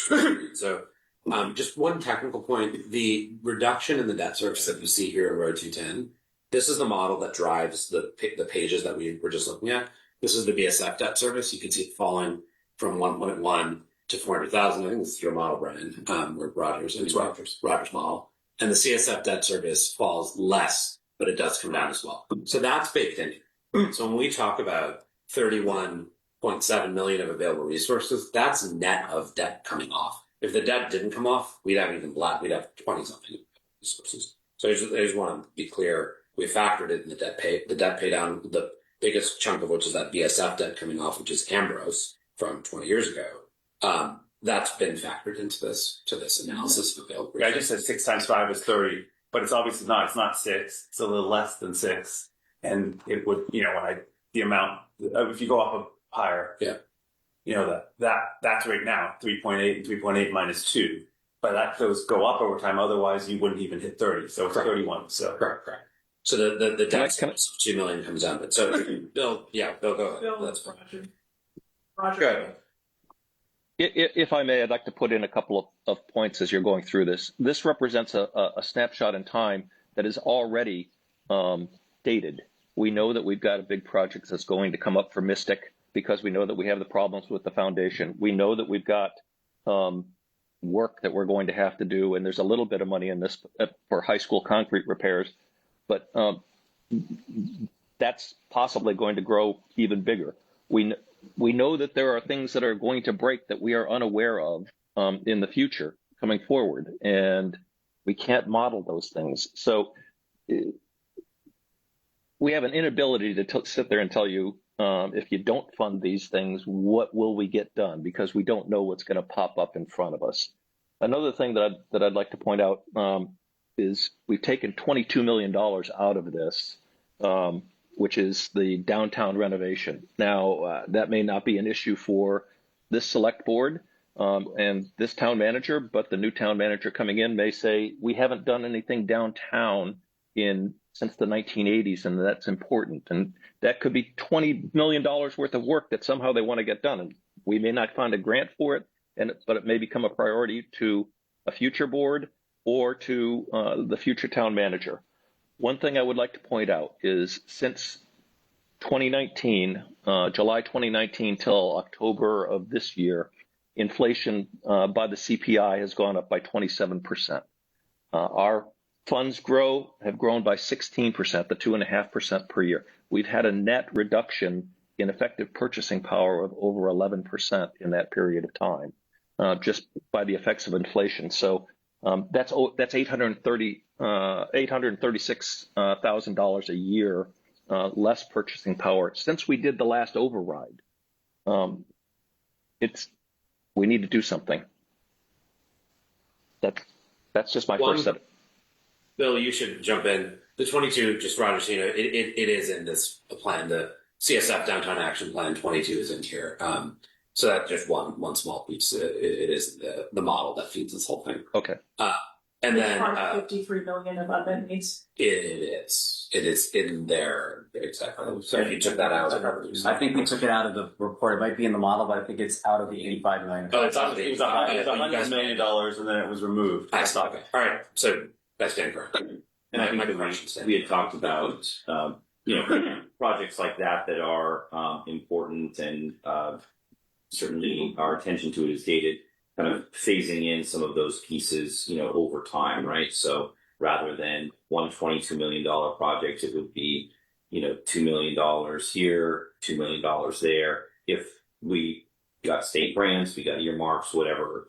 So just because it's not necessarily a priority health and safety issue, right? The downtown project, it's not, really connected to what we're looking at with some of these other potential projects with I'm hearing some likely failures to the assets. But were you going to say something?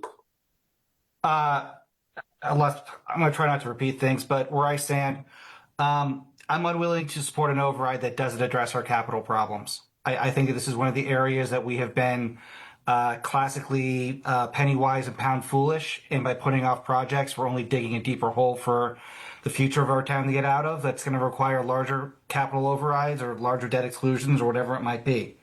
So some override happening now needs to address the problems that we've been ignoring and pushing off for too long, and they're only becoming more expensive because of that.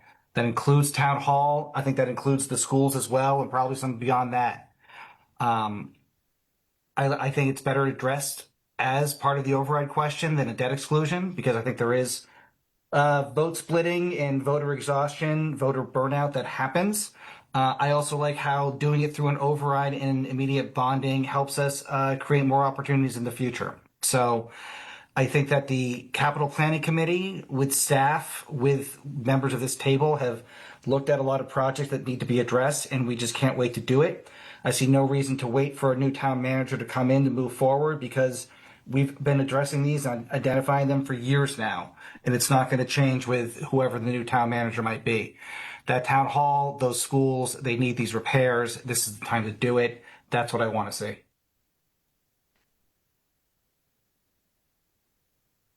Yeah, my only fear is just it always seems to take second priority, right? So we went a little low last time. There was 2 million out of 2 million out of 10, but it was really 1.6 because we netted out general fund debt, 1.5, call it, of net new resource to CSF and DSF, but mostly to the CSF, if memory serves. And then we said we'll do an exclusion. That was debated in 2022 and 2023, and never happened. And then we end up here, 400,000 in 2023, which was for traffic calming around Lynch, and which is the debt service $100,000. 150 was the only. I asked Roger this question after Mike raised it. There's only 150,000 of excess, and it went to some other capital. Roger, you don't remember offhand. But the point is, $400,000 of recurring revenue, not debt exclusion, went to capital for traffic, Lynch traffic, which will roll off at some point, and to some additional projects. So The $2 million that was promised in the first override that got reduced by retiring debt or offloaded general debt was replenished by $400,000, mostly tied to traffic. So Mostly They're tied to a specific school that we were opening at the same time, right? There was not about half of it, or more. I think it was 250 out of 400. Yeah. So okay. I don't think we should say that we haven't done any debt exclusions. We've done quite a few, right? Beyond schools, we've done flood mitigation, we've done scaling steel, we've done multiple flood. So I think like that's though my concern is that there's going to be some breathing room at some point for residents when we are out every single spring for some sort of override, right? And if we're putting an override in, we just had the CPA surcharge / override, whatever we want to call it. We had Lynch, that's a pretty large capital project, right? We can call it that. We're going to do another override and then another school building, right? And somewhere we're going to be funding all these capital projects. It's just a lot. We've had, Reservoir Dam. We've had, a lot of big projects we've done, bridges, culverts, so schools. So that's my only concern is that I think that if we do have an override, I would like to see X amount of dollars go towards borrowing for some of these projects, but not necessarily a giant number, right? So that's, as Michelle was saying, $400,000, $500,000, that goes a long way for borrowing for projects, right? Especially now that we've got CPA supporting some of that, right? So that's my only concession, unless we want to put a debt exclusion on for certain projects like Town Hall HVAC or something like that. So I would just encourage you to go through the full capital list, right? Because the 53.9 unfunded, that includes basically the wish list of all the different folks that are contributing, that send projects to capital, right? But if you go through the list and see where, I think every single person would look at that list and say maybe some of these things are nice to have and not must have, right? But there's definitely a ton of must have projects on that list, right? And Town Hall is at the top, right? I just don't feel like you can do it without at least going after Town Hall. Otherwise, I think next year we'd almost have to be in a position where we just say we're not doing any projects because we're gonna have to fund the Town Hall project because there's no political will to fund it any other way. Because that one is just, I think that one should have been done 2 years ago. What I was saying was, I appreciate that with the Lynch override, we had a second that added 400,000 into the stabilization fund, of which 150, my number from Roger, actually went into the stabilization funds. The rest went for an add-on to basically the Lynch school project. Mm-hmm. So let's just assume, for the sake of argument, the entire 400 had gone in. That would, on the basis of the 25-year bond, the figure you're using, Brian, allow for $6 million of capital, which is meaningful. But compared to the numbers we're talking about here, it wouldn't even fund Town Hall H, let alone Town Hall, let alone Ambrose, let alone Lincoln, let alone McCall. And so the project that the CPC and I believe the assistant town manager and some of the select board members have come up with that project list. It oscillated, but it was between $30 and $45 million in conclusions, which is the equivalent of a $2 to $3 million override, right? Just convert if you're assuming the 25-year bond. And we didn't do it, right? We didn't do any portion of it beyond the excess of the January 2023 Lynch question 2. That's the only piece we've added to the stabilization funds in the last 7 years. And yes, we've done, we did the Morocco culvert, but I mean, those are not, that was $1.5 million exclusion, right? So the great mass for the culvert and $1 million for the school, right? Which we didn't even spend until 2025. The great mass of capital projects that you guys have been flagging, we haven't addressed. We just haven't addressed. Town Hall is, sorry. My point is more that, I don't know if the exercise is to just take all of these projects and have a solution all at once. I think there are a lot of select board members around the Commonwealth having the same conversation, and they're sitting there with a backlog of capital projects, and we're in positions because residents think we're making informed decisions about strategy, right? So I don't know if the exercise again is for us to just come up with a number to buy all the things at once, right? So, and I realize that It's not all at once. There's no way. So yeah, I just I didn't need to. yeah. So it may be that a debt exclusion, in the future for town hall or something. A few years back, the biggest and most urgent issue was the West Side Fire Station replacement, right? And that was the big thing that we had to fund immediately, and we had to do a debt exclusion, and it was in terrible shape, and we didn't have enough money in the stabilization funds. And then that I don't know where that went. Didn't get done. Yeah, no, I know. I'm just saying. The Band-Aid, right? There was a couple Band-Aids. There's a couple Band-Aids, right? And so that was a strategic decision at that point by someone to say, this doesn't have enough, whatever support to move it forward. And so it fell off the list, right? So even though it was so urgent, and it's still open, still going right now. So I think that you're not sure these are real needs. No, I'm just saying that the urgency usually is, can be expressed in a lot of projects, but it's really the town manager that kind of makes those decisions and recommendations on the capital improvement program, right? I mean, that's brought the urgency on the West Side Fire Station. So it's what? Who created the urgency on the West Side Fire Station? It came through capital. I don't know. It wasn't me. But it was Several years ago. Several years ago. Departments bring the requests. Yeah, and so sometimes we put some Band-Aids on things and figure it out later, and there's always the talk of a big override to take care of everything all at once. But I'm just saying, I think we do need some infusion of capital. To Roger's point, with inflation, the money that we have there is not even keeping our head above water, right? So I do think we need some. I just don't know if the general override is already big, if we're going to add, an additional capital piece to it to head it to 15, 16, 17 million. I don't know. That is my concern all at once. I want to wrap this up if I can. It was In the interest of time, maybe we say let's take to the next slide that you have and pull a couple of the numbers, and just that way we can sort of take a look at our options for different override amounts with plus and minus capital. Maybe not. Can we have a debt exclusion amount in addition to the Included override? is the left column.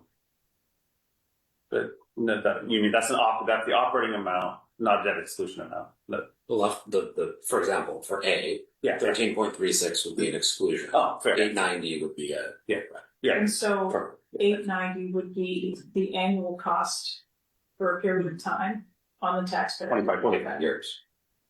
Divide that by 700 households to figure out what the per household cost is. Right? $1 million, $128 on the median household in Winchester. I would implore you not to just do the base town hall, because you don't want to come back and then do the windows after you've already gone in and done all the HVAC. I think we have not even discussed which option. I think No, I was just, you were talking about 890, and I just would implore you to if you go less, just think about the economies of scale of doing as much as possible at the town hall at once. My point about waiting for the manager is not to disappoint my friend Roger here on the screen.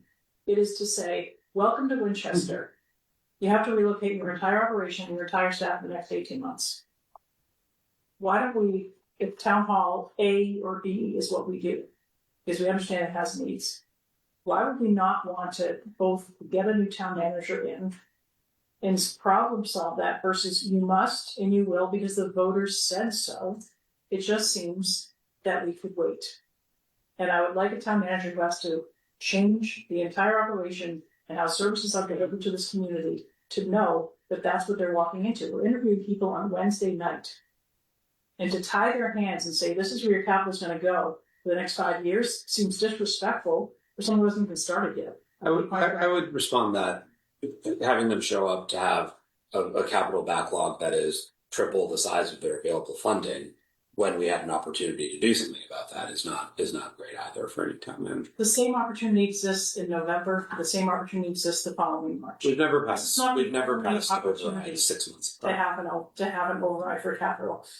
So I can appreciate your point, but saying here's the backlog that we didn't address. But it's not like this is the only time in our lifetimes we can. I think they're expecting that they're wherever they are hired, and our town manager candidates are applying different jobs in different communities, that there are backlogs of capital projects, right? So They are, but my contention is giving somebody the resource to help address some of that, and so their challenge is more about the operational piece, and the execution of capital delivery is better than handing them a list that is proportionally much less funded. I agree. And without a pathway. No, I agree. I mean, certainly them having more money, more resources, take more, care of more things is helpful. I don't disagree. Again, as I said, these are all contentious issues. We've addressed a lot of the easy ones, so it's not surprising. Yeah, I don't think it's contentious. I think we're just having. I mean, this is like what we're doing. It's just the exercise. Fair enough. We're wrong. Yeah. Just disagreement is sharper when we've solved all the easy problems already. I think we're probably circling around this right now, and we might need to toss around some different numbers and think about how we want to go about the capital. There seems to be some agreement on process, but not necessarily dollar amounts for projects that we should come back to, just given it's 10 o'clock and we are on item number 1 on our agenda.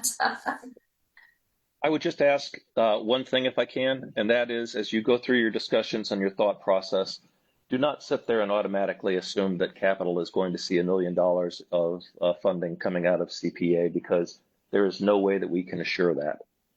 We might all want that. We might like to assume that can happen, but we can't assume that.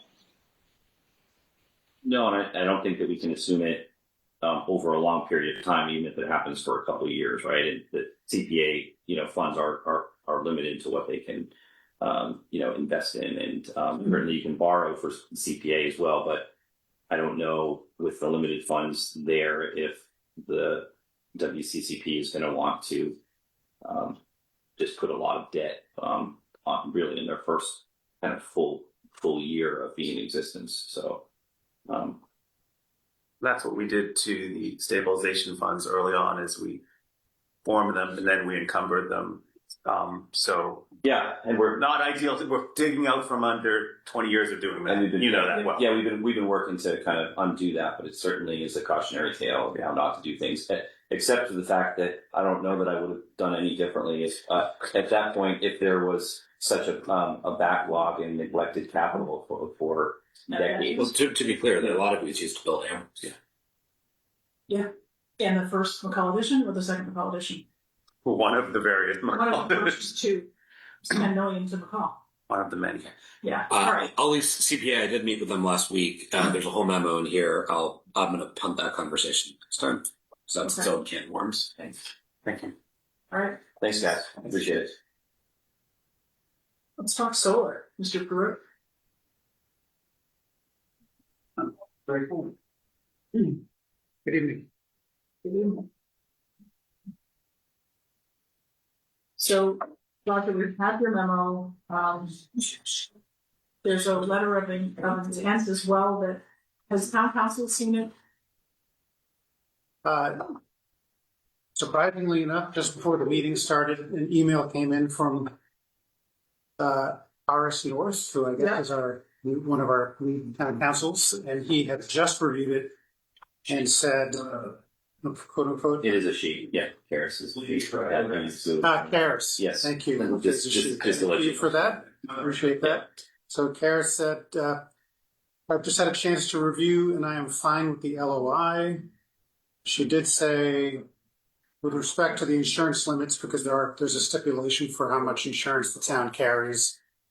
I would be interested in seeing Winchester's standard form contract if it has one, which that was her only comment.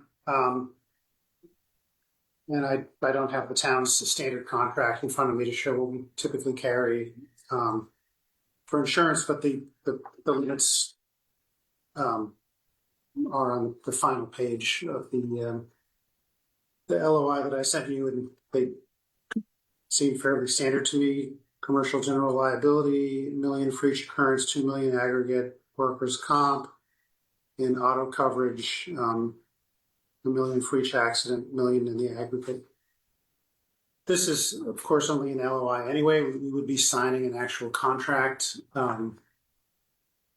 If we were to get town meeting approval and move ahead to build these projects, the town would actually sign a contract, and that's where, if there were some differences in our insurance coverage from the LOI, we would just modify it at that time. I say that only because it's December 15th, and the deadline for signing the LOI would be the end of this month, so 2 weeks from now. And it would be nice to have this done.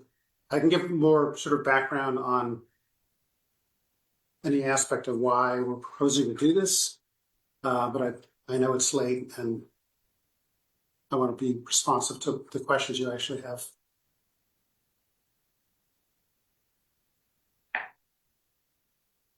So one question I have is related to, I think it's number 2, negotiation, subject to the conditions of the letter. So this is the LOI. Yeah. If within 270 days of the issuance of a qualification, if the host elects to purchase the project, Solec will present the host with the applicable purchase price following site diligence. Projects recognize that pricing for all project parties recognize the pricing is subject to smart incentive programs, execution by Solec and taxing authority. So would we not have due diligence on sites? We would have that anyway, but it seems like the PPA rate, I'm just looking at that negotiation. Yep. We'll tell you what we'll charge you. Well, if you want to purchase it, then we'll tell you what we'll charge you to buy it. But isn't it the same site diligence? And how can we do a cost benefit? I think this is just an LOI, it's an intention to negotiate, it doesn't fit us. But I'm curious what that means for us and how far we would get down this path. Yeah, I anticipate that to be a moot point actually in what we would actually do, because, and this is essentially for the most part their boilerplate LOI. In reality, we would, if we proceeded with this, we would go to Springtown meeting, either proposing a PPA or a purchase, or perhaps both options for town meeting to select between. But in any case, the site due diligence would have already occurred. That's what I even thought. before town meeting, Okay. which should guide, hopefully guide us in what we decide to put on the warrant. Steve, have you read this, or you were familiar with towns or managers signing these things? First time I've seen it. You said that Karis did review it. Yep. Just today and responded. What does this commit you to? Excuse me? What does this commit the town to? It essentially commits the town to work in good faith with Select Energy to evaluate sites for potential solar projects. It's a combination of where we're interested in potentially having solar and where they think it's viable. They would then develop the economics for both a purchase and a power purchase agreement for those sites. We would then presumably bring one or the other option to town meeting. If it passes, we would then enter into a contract to execute on either a PPA for those sites or to purchase and own the solar systems at those same sites. So all we're committing to is looking at sites with them and discussing the potential for projects. We wouldn't actually sign a contract unless there was an authorization at town meeting for either an appropriation or for the lease of the property. So is it right to think that this just gets us to town meeting and a package of projects? Is that the right way to think about this? Because if we walked away, I mean, I know that they're committing inventory because that was part of the meeting that you and ours were part of. What they have panels purchased at a good rate, subject to a tax credit. Yep. We think we're going to take a certain amount. We'd like them to hold that for us, not sell them to somebody else.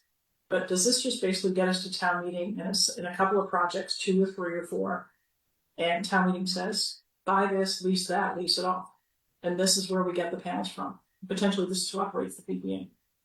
Yeah, I think that's accurate. That's how I look at it.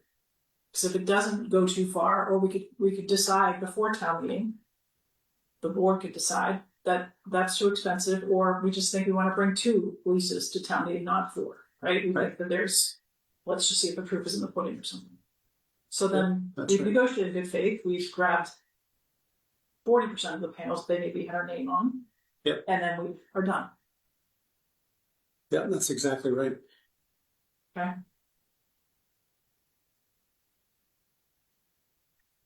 And they can't sue us for not buying, right? I'm sorry. They can't sue us for not buying. Or not No, not at all. We've worked with Select in the past. Yes, we have. They are a good partner for us. There's a lot of trust there. Yeah, we've done 3 projects already. Yeah, mine is Lynch. It's that right. High school, Yes. DPW, and VO. And who would normally sign this? The manager? Normally, you'd be the manager. Yeah. Approval. Any questions? Any more questions for Bill? Questions for Ken? Nope. Nope. All the information provided was very helpful, Ken. Thank you for all that written material. My pleasure. Okay. Mike, Horace. No, I'm inclined to support this and move forward for it. Maybe conditional on if we're asking Steve to sign it, I probably should give him some time to read it as well. So to see if there's anything else. So I would just make it conditional on the town manager's review. Yeah, and I'm sorry about the short timeline. It only came in Friday afternoon, so it's been fast turnaround. Well, it's taking advantage of a limited opportunity, right? That's what it has been with this solar stuff. It's been a little bit of a fire drill since we first started doing it, but it's worked out for us. It's been the fire drill for 6 months, basically. Different fires, different hoses. Okay. So I would move that we, pending his review, authorize the interim town manager to sign the LOI with Select on. And work with town council, I suppose, if you have any questions. Yeah. Okay. Second, all those in favor? Aye. Thank you. Thanks, Ken. Great. Thanks very much. Okay. You have an original that came to you, or we have, or do we do one of these? I have a copy. Yeah, I can just forward you. I got it by email. I mean, this is fine. You think like a DocuSign type thing? No, this is fine. So Select said they would put it into DocuSign once we were for you to sign. Once, Okay. once we were okay with it. Unless we're going to sign it right now, give it to them. Oh, it's not enough this time. Come on. Let's take a look at it. He's got something. Chris. Hopefully. This is your copy, if you wish it. Bill, we're gonna start talking town manager search, and I sent an email around 7 o'clock with the papers that we have in front of us at the table. Got it. Thank you, Anthea. We have a week ahead of us. On Wednesday afternoon, the 3 town manager candidates, the order in my email, beginning with Chris Senior at 2:30. These are the staff conversations. Give me 1 second to start order. Beginning with Chris Senior at 2 o'clock, from 2 to 2:30. We'll meet with department heads, Joe DeMelowitz at 2:45 to 3:15, and Eric Duffy from 3:30 to 4. The select board members are welcome to attend and observe those sessions. The staff will be providing feedback, not the form which we talked about Friday morning, which was the last page in the memo that I sent on for Friday. Wednesday evening, we'll then do interviews at goes backwards in order: 6:15 with Eric Duffy, 7:15 with Joe Demelowitz, and 8:15 with Chris Senior.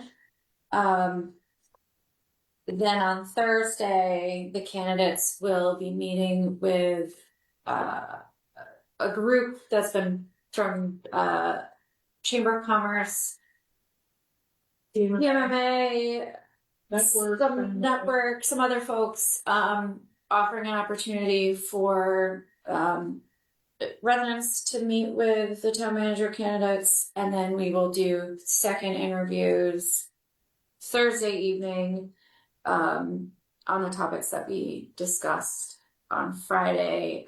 So they received a memo with the schedule, what we're asking them to prepare, the question prompt for Thursday with the presentation, as well as the topics that we'd like to discuss with them.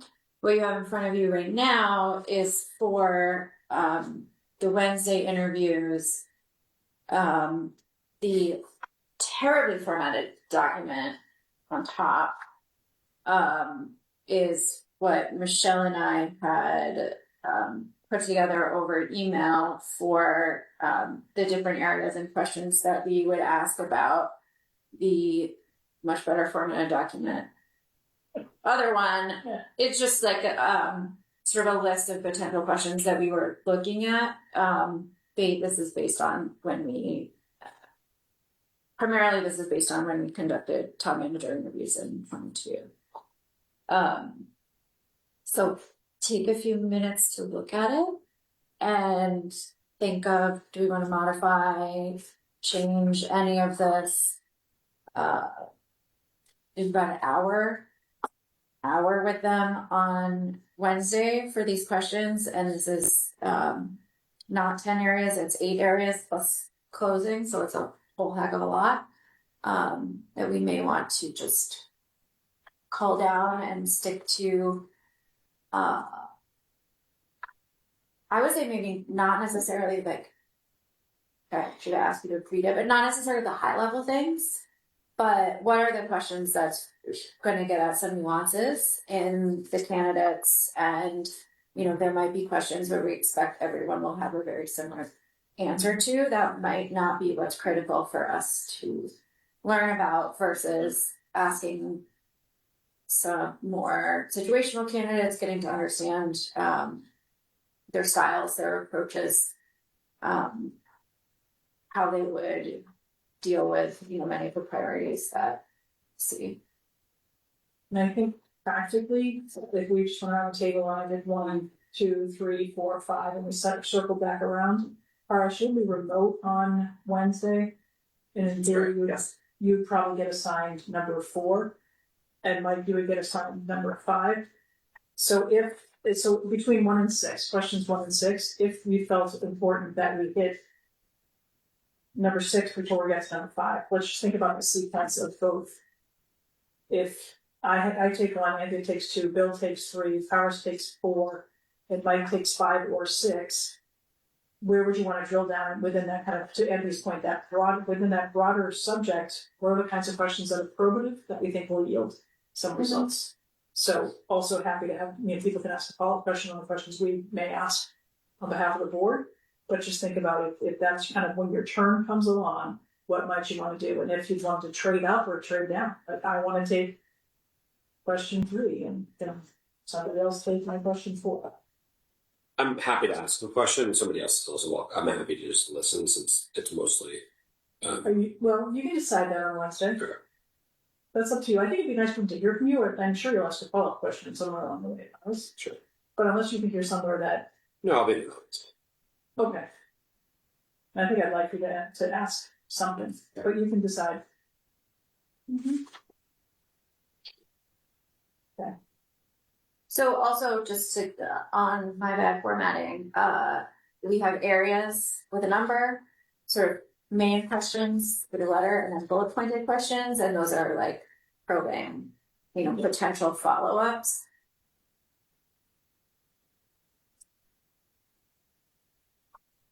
And the last thing I would say, I'm sorry, we're ready to go back through like where these committees are going to be. So I think I want to make sure Paul knows like which meetings are where for them. Correct. For the public, Wednesday night and Thursday night will be here. Yes. Thursday afternoon will be in the Waterfield room on the first level of town hall with the chamber. And that's like scheduled 3:30 to 6:30, 3:30 to 7. That room is actually going to get turned over to another board at 7. So we need to make sure that our last candidate is done and out of there. And the chamber has offered to help with perhaps being an MC and a host. So I'm going to see if I need another person to do some intros and just help with the us. Okay. So we look at I think the introduction is very straightforward. I don't know if we want to talk through these. Do people want to talk to them? Or do you want to just come back on Wednesday with the questions you're going to ask? What do you think? I'm happy to make time. I'm not suggesting just for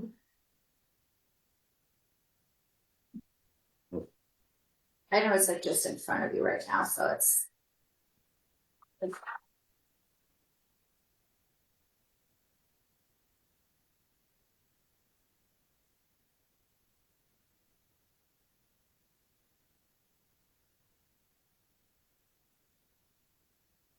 I would just say this, if people have thoughts on any of the questions, communicate those with Anthea. She can, if you can, or if you can't, let me know. But if between now and Wednesday, if there's some tweaks to things, or if you want to just move C into B spot, if you think you can, otherwise I will, but let's maybe have Anthea make some updates.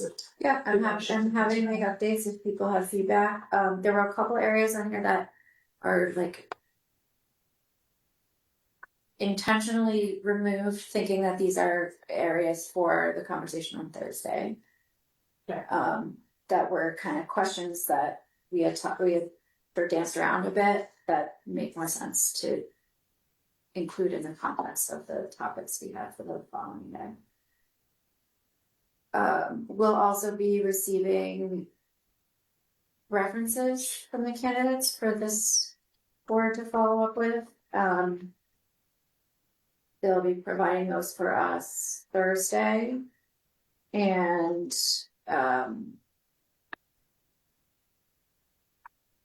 we can maybe talk a little bit Wednesday evening on how we want to address their references, but it was suggested that we could also, if we have 6 or 7 contacts total, that folks can have like two people get on a phone call with a reference and talk to them as well, and sort of just be able to get more information.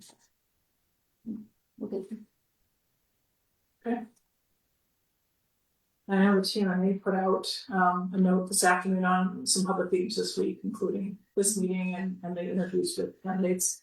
So thank you to TMA for socializing that. I know the chamber is socializing that as well. So if anyone's still watching, I don't think they are. There's no one here anymore.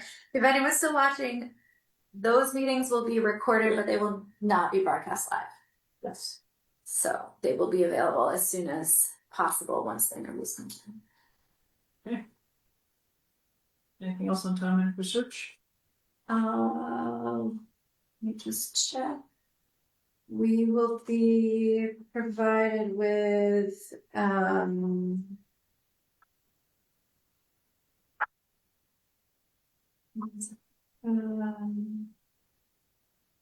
yeah, the last thing, and I'm happy to also just take this offline with Steve. I just need like a greeter for them.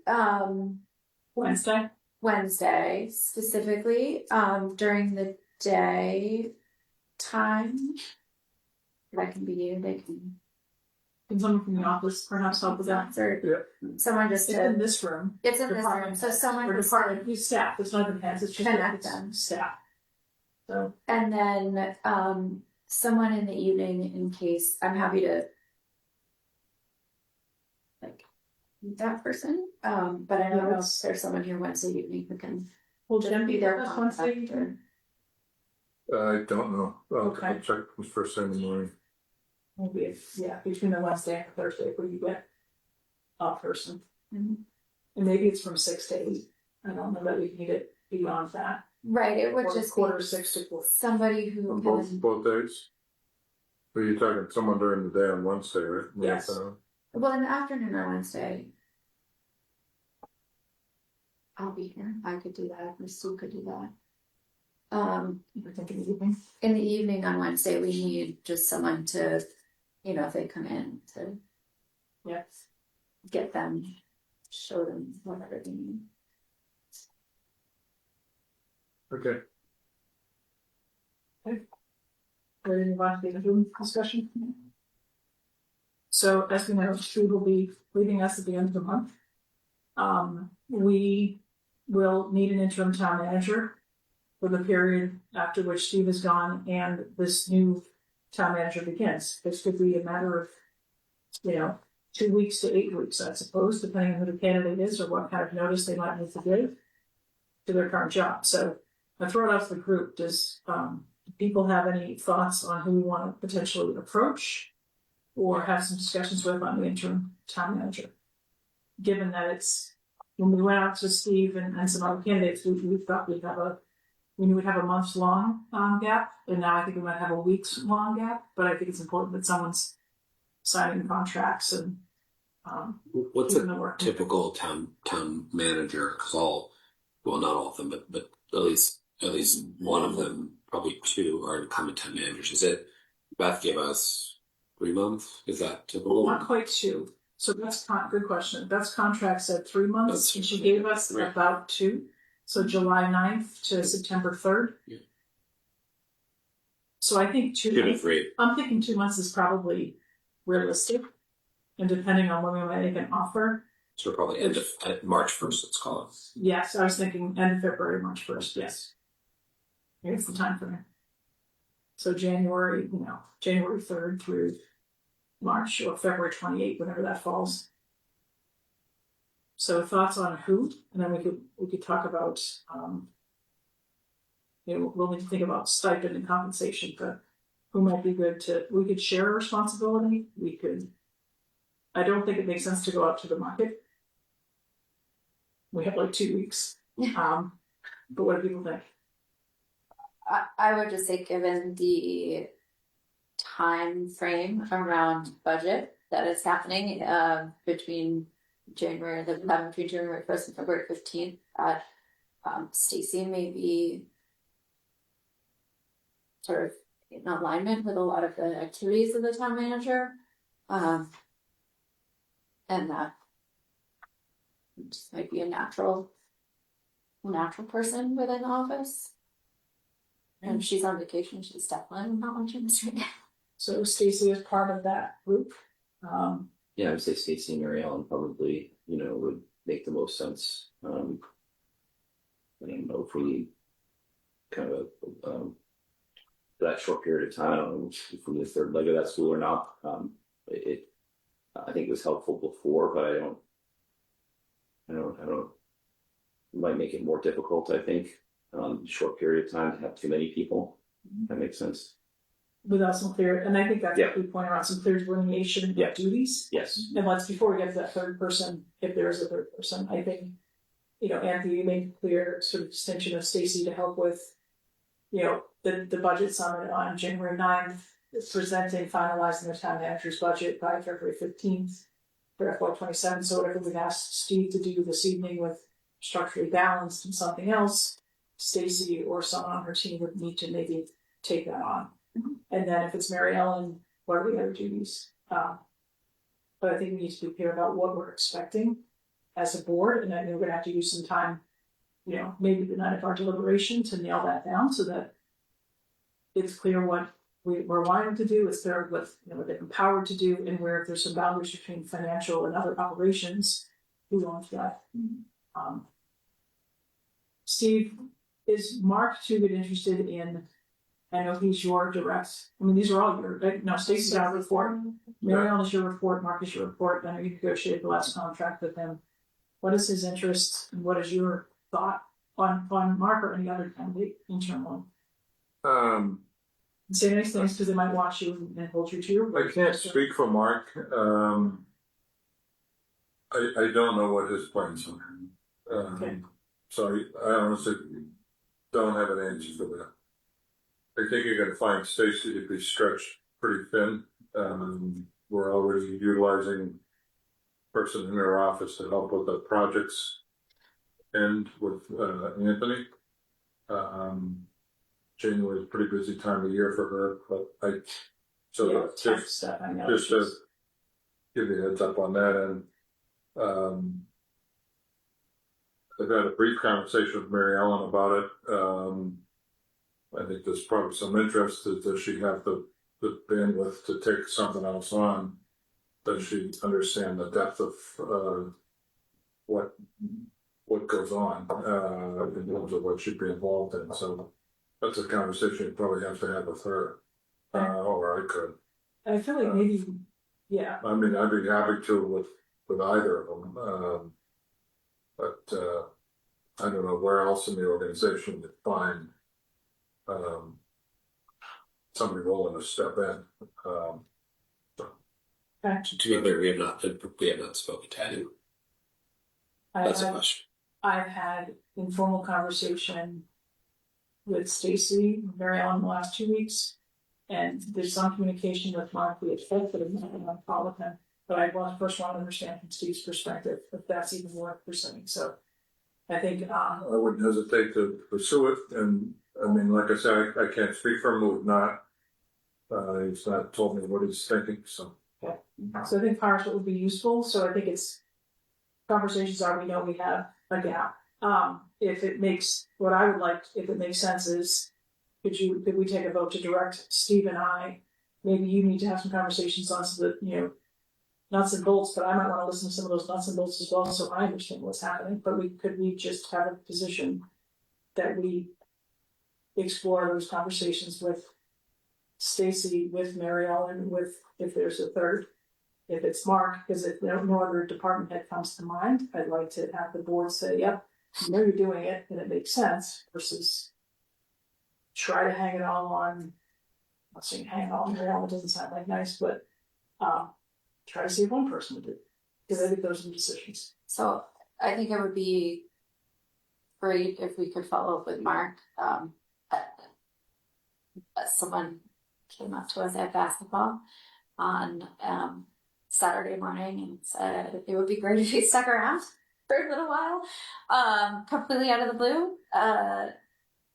But I think, either way, I guess, knowing that at some point Mark is transitioning out, do we have someone who can also have a foot in the assistant town manager's office to support that? Especially if Mark were to say he's not interested in sticking around, I think we even more so would need to say, can somebody kind of hop into some aspects of that The assistant. for a little while? Mm-hmm. Okay. And so that, might be some guidance to whoever is in that town manager role in January and February of who can Perhaps stay engaged. be a support in that office. Bill? No, Paris, Mike. I think we should definitely consider Mark. Stacy also makes sense. And when it comes to Mark, even if he's not willing to be the interim town manager, I think we're at a point that the longer we can convince him to stick around, the better, just because we need to have some consistency here, and we have a lot of things changing at the top of our structure. So I'm happy to direct you to talk to either of those folks to see if they are interested in taking on the position. But we got to start getting it done, because we only have Steve until the end of the month. Yep. What about Mary Ellen? I would prefer Mark or Stacy over Mary Ellen. I think she has a lot to handle, and but we'll say I have nothing against it. Mary Ellen has done the interim position before. We had transitioned For a long period. So Twice? For a long period. Yeah. Yeah. Wow. It was a couple of years now, I'll say, a year and a half. Like 14 months, maybe. Yeah. This is this 13 years ago or something, 2011. Yeah. But it was a while. I don't have a strong view. I think these are our most senior department heads that we're talking about here. So I hope one or two of them will pick it up for us. Okay. They've all done it before in various eras and in various formats. So. And I think the other piece that, and Steve, maybe this is the conversation maybe I'd like to be part of when Stacy's back, if there's any overlap. The budget handoff, if we're talking to Stacy and we're asking her to do something, we understand what Mark's interest is in staying on as assistant or part of this kind of group. And then if it's Mary Ellen with sort of the other duties not otherwise assigned, I'd like to understand what those duties are. But the other piece is, and this could be something you could explore, is within their current duties and roles. So first, you can say, hey, this is what the job is, and we understand that they need to be successful. Mm-hmm. But then for the other duties that they're taking their eye off the ball, do we need to stipend some staff? How do we need to support their staff? Obviously, that might have some short-term budget impacts, but are there temporary resources? Is there extra, comp time and overtime for someone in Stacy's office, your office, or the clerk's office who need to step in and do some things? I think that would be important because I think that speaks to their ability to be successful in the role. And I think we need to understand what that. Okay. Don't check that. And that way, I think we can communicate to the public kind of, here's the package and here's where to go for these kinds of needs. I think that'll be critical. Okay. If they feel like they need a third person, even to be attending to meetings and things like that, like somebody like Taylor could also support them a little bit as well. So it's a good point too. Yeah. Because even with the duties that we meet on Mondays, the Housing Trust might meet on Wednesdays. There's some meetings that the manager's invited to that we want to have some coverage. Okay. So do we want a motion or are we good? We should probably take a motion. What's the motion to authorize the chair to and the manager? move that we authorize the chair and the manager to outreach to potential town manager, interim town manager candidates within town hall. This is a really nice motion. Second. Okay. Any additional discussion? Okay. I don't know what we can get done this week. Let's stay close on that. Maybe we can have an update on Monday. Let's see what we can do. And the board would vote on the interim with the package economic. It's a small bit of it, but just decide who's going to do what. And the board will vote on that whenever. As soon as we can. Yes. Well, Yeah, we're meeting every day. So. Well, I don't expect for Thursday, but if we have to call up a meeting, we'll call up a meeting. But I do think some delineation of these would be useful. All right, so last thing before consent, we had some select board updates. This kind of a question for Steve as the manager, and this kind of gets to state of the town stuff, which is given that you're rolling off, and my informal conversation with Stacey was actually about revenues and fees and fines, and that's where this went up just very briefly around the interim role. Can we direct Stacey, sort of after your, we can direct, select board can direct Stacey, but we need the help in the manager's office is to have department heads working with Stacey on looking at fees, permits, and fines, and work with Stacey on sort of identifying some fees. A lot of departments I've met with 5 or 6 myself, and others are doing the work. Stacey offered to take that on, but she needs the support from the manager's office to have the department heads kind of, come to the table and share those ideas. Was that something that? I already have a note on that, ready to go to the department heads, that's coming up. Great. And then the other is a working group, Cars. This is one that we talked about, the utility model for transportation. And can we, with the manager's blessing, can we ask you to convene a group this is a January kind of thing, so maybe it's to give a heads up, but DPW, you know, specifically transfer station, likely Bob, clerk's office. Is there anybody else we think? Tell me again the scope of this one. DPW, both transfer station and sort of central lead clerk. Yeah. I agree with that. You could add sustainability manager, director, as like optional. I don't think you need to attend all of it. Those are the four people, right? Nick, Bob, Mary Helen, and then probably. And what's the focus of the discussion? Page of girl. Oh, yeah. We want to have one. Sorry if you said it. You want to have one or two volunteers as part of I that. think we ought to have a couple of volunteers from our trash group, 1 to 2. I would say. Yeah. but I would like it to be sort of staff led. I agree, and I think that's their expectation too. Yeah. So maybe a January, like a start of the year. We don't expect them to be implemented, you know, Marianne said it's, you know, transportation stickers now. But those are just two. And then the last select board committee update, Mike, could you talk about, and this question about Meadow Power said, I don't give too much time on this, but I know there's a meeting this week, tomorrow on 33 Mount Vernon. There's been some chatter about Washington and Swanton that I'm hearing, and maybe you're hearing at basketball as well. Local preference? Yeah, so Waterfield, Washington, Swanton. I know Waterfield certainly, I think, is something we're trying to pursue, but Washington, Swanton, like, who's in the lead on that with local preference? The planning board, Taylor, or the trust?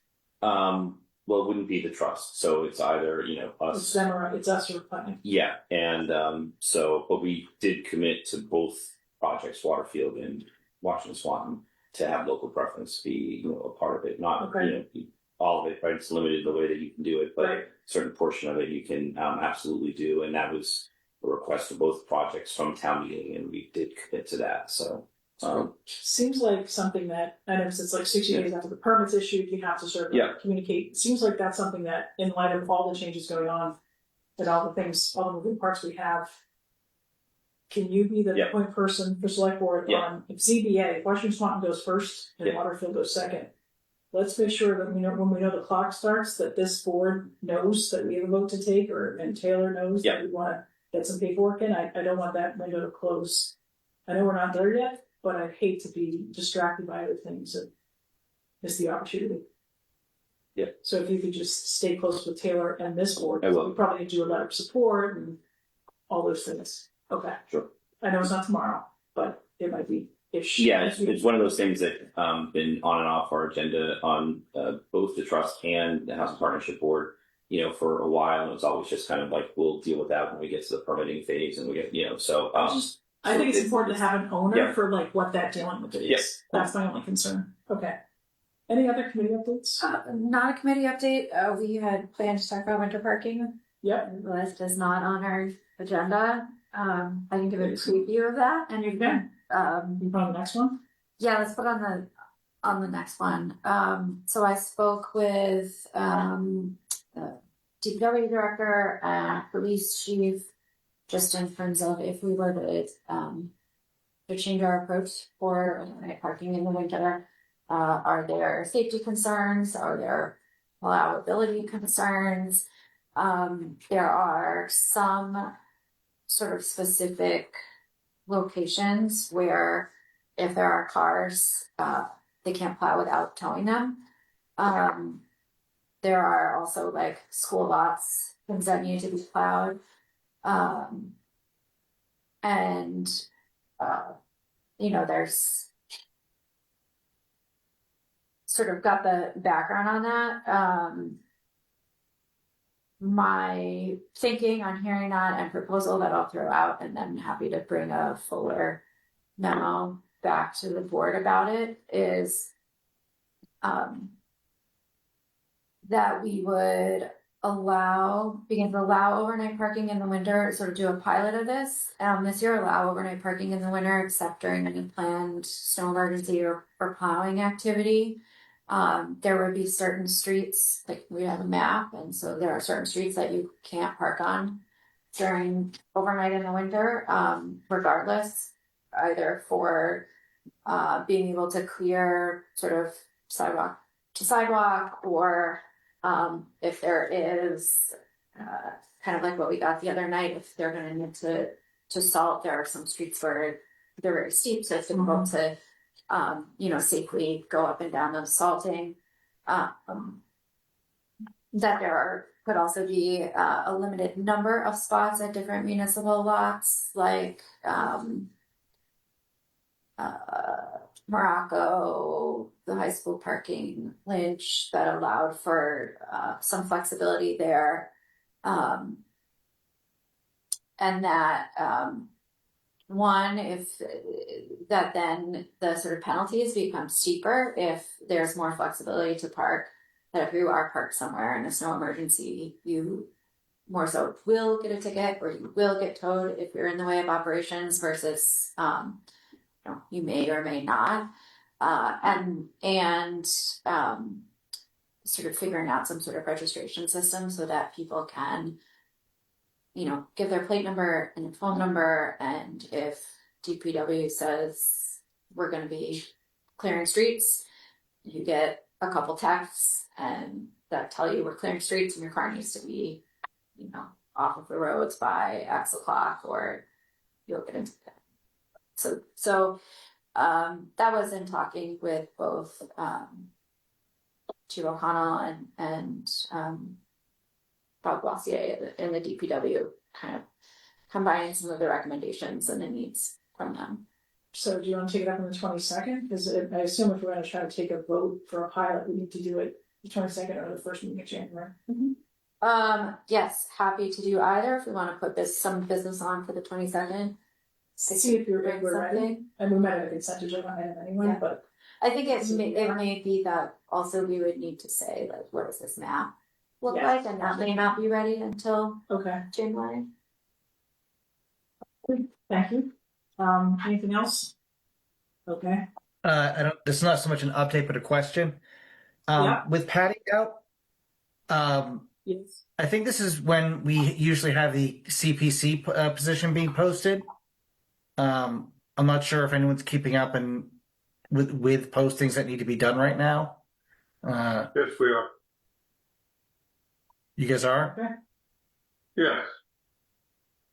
We are receiving applications actually, so it is posted. For CPC. Okay. Thanks, Bill. Yep. Is there something on I think maybe he didn't see it. I think maybe he couldn't find the link. So, well, it sounds like it is posted. that? I know we're getting applications, so. Oh, good. He's the liaison. I was looking forward to it. I guess he. What is it? Did you not see it though, or I can double check for you? I mean, I'll double check. It wasn't there when I looked the other day. Okay, I'll double check it, make sure. That's one that people have reached out, no doubt, about applying for. This even one person reached out to me. And then consent agenda, we don't have any liquor licenses, just some parade permits and public amusement. Move that we approve the consent agenda as posted for Monday, December 15th, 2025. Say, There's a typo. It's got the wrong year. The parade won't get, or the Yank Fair won't happen. The parade will not go back in time. As amended, May 16th, 2026. Previously that said May 6th, 7th, so Yeah. it Okay. really did. It's not a. With that amendment, all those in favor? Aye. You good, Mike? Okay. Thank you. There's nothing for us to sign. Thank you, WinCamp. Thanks, everybody. Good night. They're doing. Dr. Sid. Motion to adjourn. Aye. A second. Aye. Those in favor? Aye. Aye. For things that you